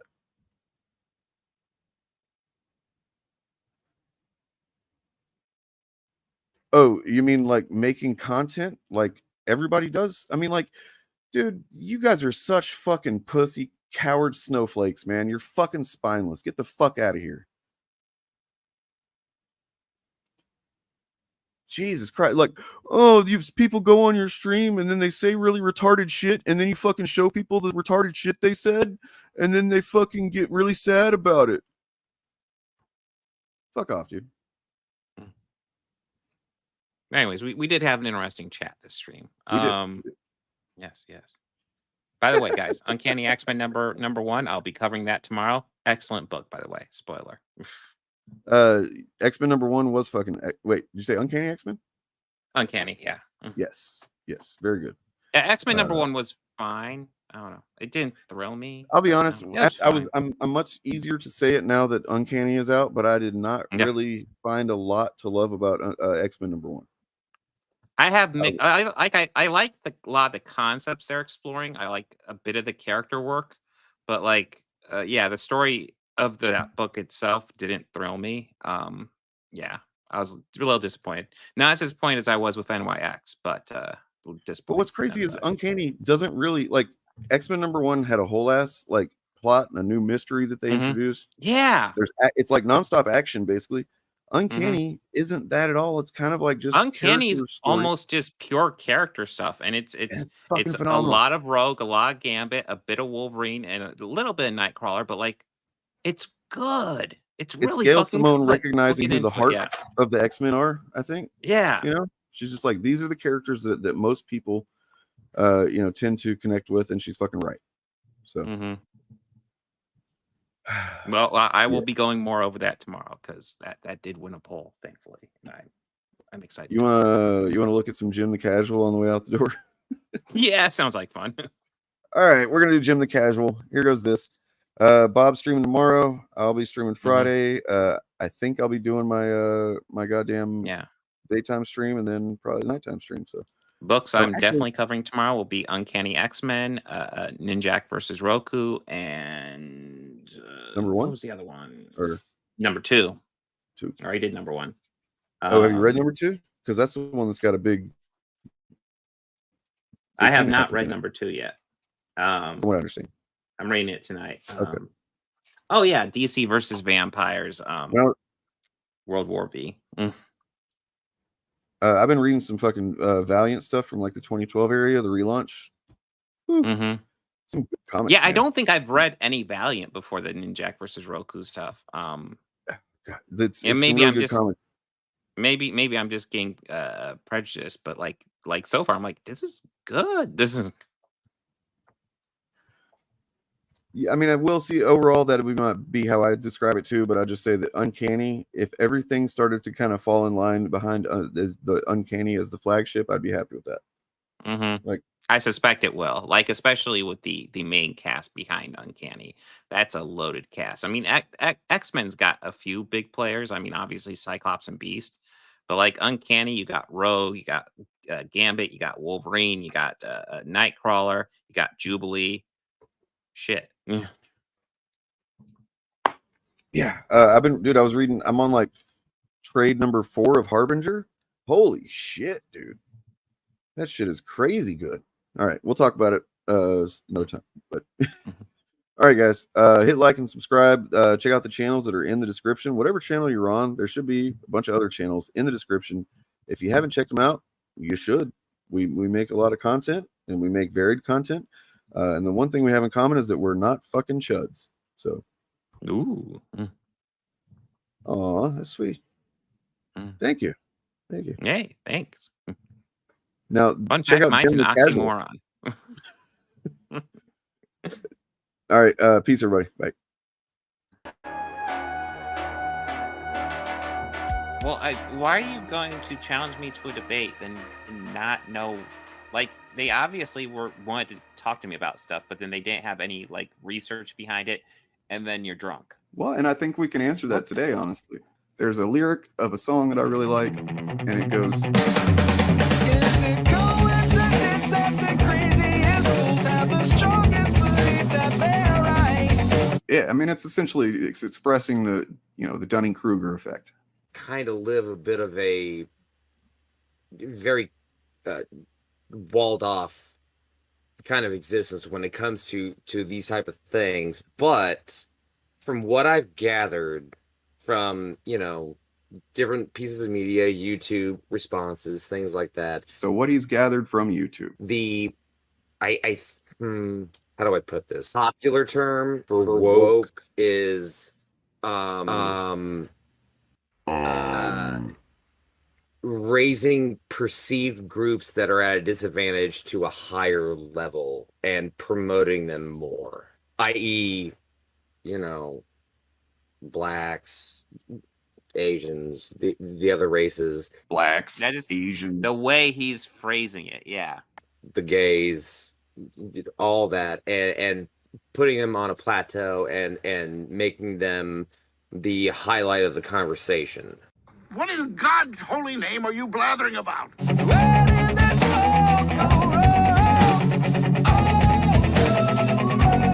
All right, so moving on. Why is Jim so confident in all this? And you obviously see what the commonality is, right? Yeah. It's woke. The word woke is in all of these, whether or not they enjoyed it or not. They make sure to keep that word in there. And why is that? A lot of you probably are aware, but I think it's worth getting into a little bit of specifics and understanding this a little bit better, because of how the YouTube algorithm works. And this goes to speak to what Jim was saying in that clip where he learned what he knows about wokeness from YouTube. Kind of live a bit of a very walled off kind of existence when it comes to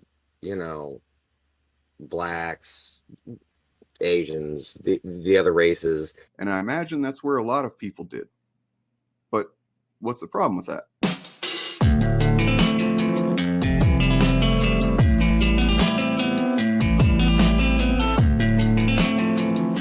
YouTube is not like, it's not a meritocracy. It's not like the best information is what gets seen the most. It's not the most popular information and content is always the most enlightened or informed content.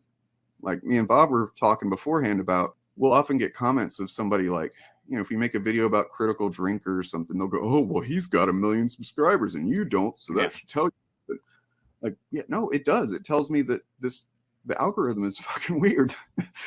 Well, Matthew, I mean, I agree in sentiment, but it is fixed. It's working the way it's supposed to in favor of YouTube and ads.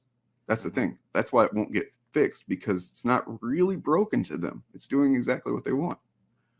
It's only broken when it comes to the effect it has on, you know, culture and society. Since 2015, YouTube's goals have purely been to help viewers find the kinds of content they want to watch to increase long-term satisfaction. Of course, we're all subject to this disclaimer. We all live in this world to some degree, are watching obviously what we want to watch. That's, you know, obvious, but like when the stuff that you want to watch doesn't actually kind of evoke any real critical thought, and it doesn't inform you very much, it just kind of repeats a message over and over again, the message, and it's just telling you this is woke, everything's woke, woke is bad, look out for woke, wokey woke, woke, woke, woke, woke.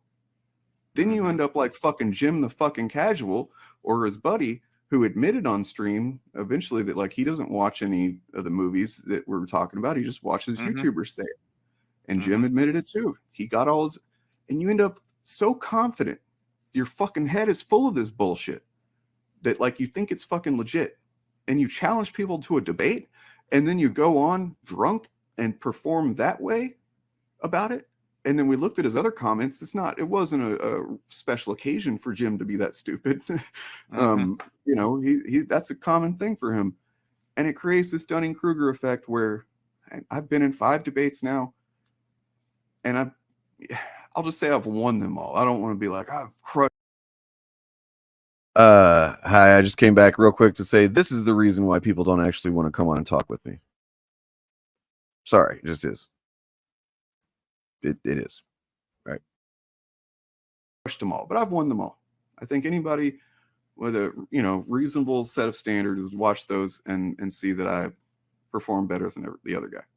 And that's because of this. That's why I'm surprised that I'm fucking good at it, because I'm really not. I'm just like, I'm not good at debating, guys. I'm really not. It just, if you are committed to facts and understanding things on a critical level, people's shit falls apart. Well, then we should define the term right now. That way there's no more confusion going on. Absolutely, we should. What does woke mean to you? But you notice that moment when I said, I don't think it means anything. I don't believe woke means anything. What does it mean to you guys? What does it mean to you guys?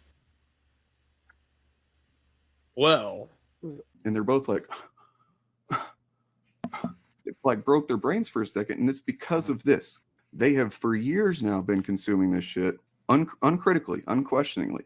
And then they see other people say it, and these other people are, you know, and it feels good to be part of a community where you see other people saying the same thing you are, and they're liking yours and retweeting yours because you said it, and you never really challenge it. It becomes like this is just a socially accepted thing, ironically. Okay, Mikhail, since you're going to say this thinking that, I don't know, you're going to get away with it without being challenged on it, I think you know fully well that we have more history than just today. Am I wrong? Are you going to really pretend like, you know, things haven't happened prior to?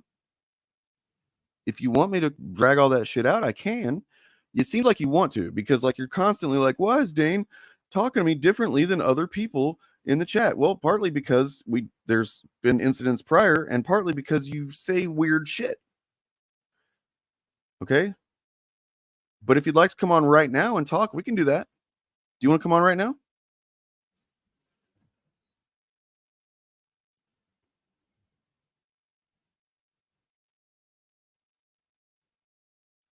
So everything? I don't know what that means.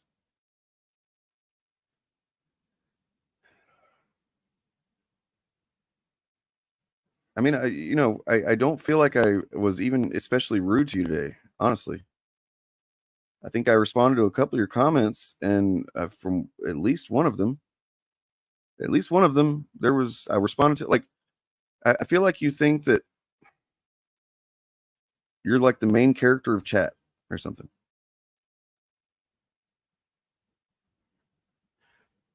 That's not, no, I mean, no. Everything you come here, I argue. Okay. Trying to make sense of that. You express forms of fandom that I think are not good. You've expressed things that are borderline racist. You've expressed things that are just straight up. I've seen it before in the Discord chats where like you said some stuff that was essentially just the same shit Chud say about like why is there LGBT so much, why do they have to do this LGBT representation in movies so much and stuff like that, like the same shit Chud say. That's what I'm talking about. Like I'm sorry if it hurts your feelings to have it, but I say to you the same stuff I would say to anybody else if I saw them saying that in a space that I have any kind of agency over what happens in it. So it's not that you're just someone I've decided to pick on for no reason. It's that you do say things and you don't listen very well. You haven't.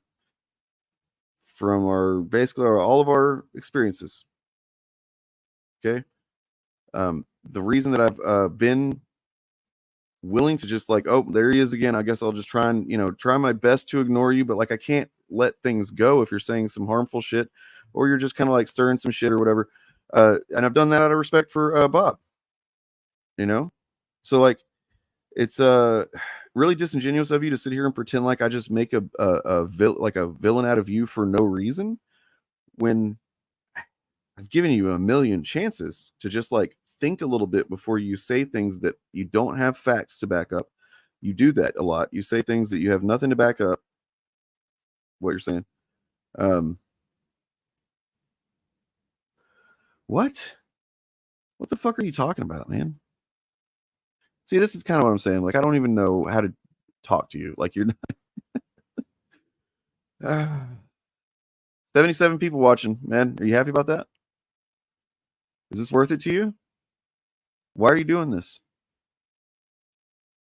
I mean, why am I actually, entertaining it? But I feel like, yeah, I don't. You're right. I don't respect you, man. I don't. Everything you have shown me is that you're someone that's not, you have not earned any respect from me. You've earned a negative respect from me. Do you want me to go over how it started? Because I still have screenshots because I suspected that you'd be a problem person. Sorry to say.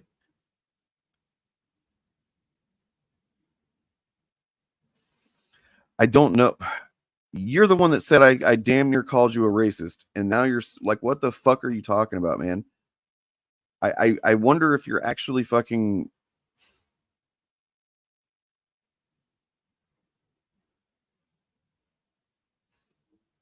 You know what, man? All I'm saying is that in the future, please ask yourself before you say things in chat, am I just saying something that's like a thing I heard someone say and I don't actually believe this, right? Yeah, it's true. It's true. Why indeed? Fuck it, man. I hope you have a good one, man. I don't know why you care so much about what I think. I care about what you say because you say it in the community that I'm responsible for. So.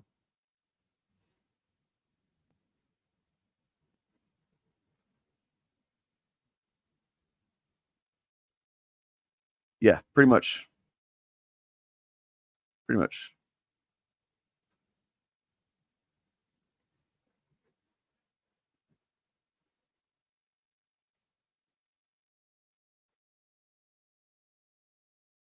But and see, that's one of the things right there. How many freaking accounts do you have, Savage Carnage? How many? But what kind of person gets timed out and then feels like, oh, well, I'm going to go back, even though I was just a mod, someone that you want to talk about respect, man. You're the one that's got no fucking respect. Okay. You've got no respect because we have empowered people to be moderators of this community. We trust the choices that they're making. If someone has timed you out, that means that we've trusted them to do that. And we trust the reasons that they did it. Okay. And you ignore that. And you go and get on another account and you come back. How is that respect? No. I don't respect you first, motherfucker. You fucking show respect to this community. Then I will respect you. I don't even need you to respect me. I need you to respect this fucking community. And you don't do that. Okay? You've expressed some cringe shit about trans people when I have a lot of trans people in my fucking chat, in my community. You can't see them because we have 5 channels right now going. And so he's in probably organized chaoses. But there's the comment right there. Okay.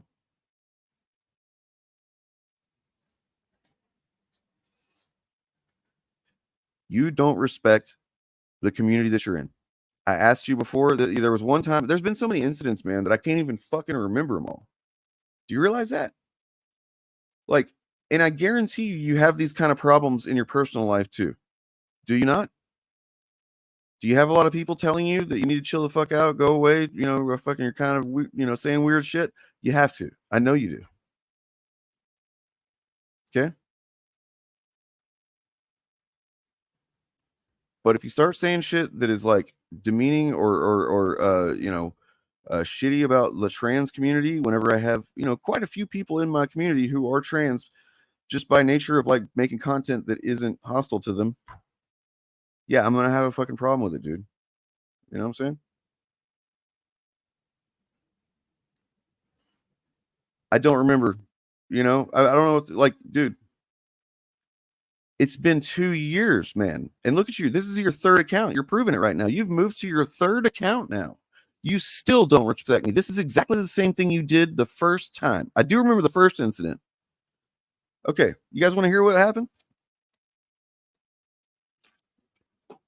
I joined Organized Chaos's Discord server right after he and I met up and became, said, hey, let's start making content together. I joined his server. This dude was in there. Savage Carnage. Okay. He immediately he came over to my server. I invited people from Bob's server into my server. And then he came over there and he immediately started tagging people, saying, asking questions, tagging people, DMing people. I was getting messages from people saying that he was DMing them out of the blue. He DM'd me. He was DMing me. I asked him, I said, hey, I'll talk to you later. I can't talk to you right now. And he kept DMing me. And then in the middle of the fucking night, he called me on Discord. He says it was an accident. Said it was an accident. But it happened after he'd been DMing me, after I'd asked him to not DM me, and I would talk to him whenever I could. So this really fucking immediately, just right out of the gate, stalkerish fucking behavior. And I don't think you're necessarily being a stalker. I think that you just probably have some social cues issues. And I was being sympathetic of that. I even told you I would try to work with you on those types of things if you could just chill the fuck out. I have Discord logs of all of this.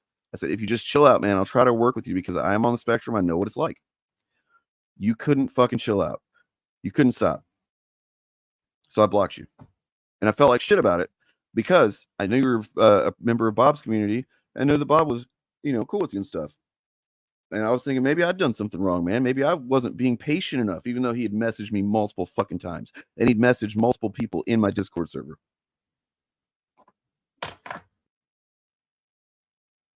So that's what happened, man. That's why. You wanted to air this shit out. That's where it started. And you never once showed that you wanted to have any more respect for boundaries or anything than you did that first fucking time. And that's why you've never regained any respect for me.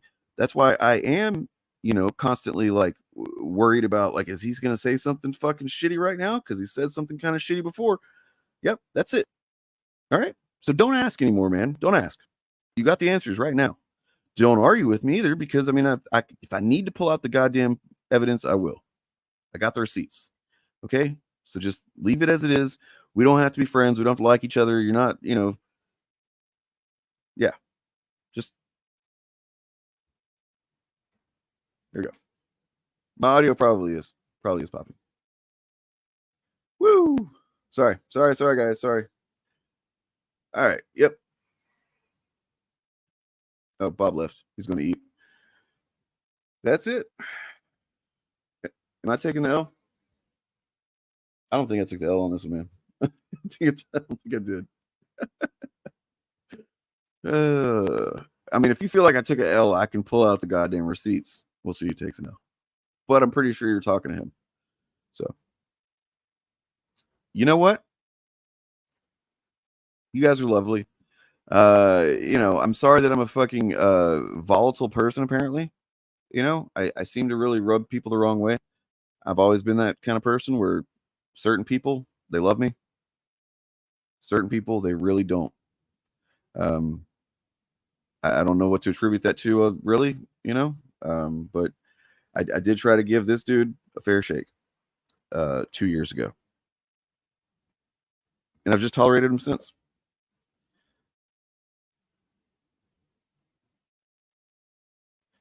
Later.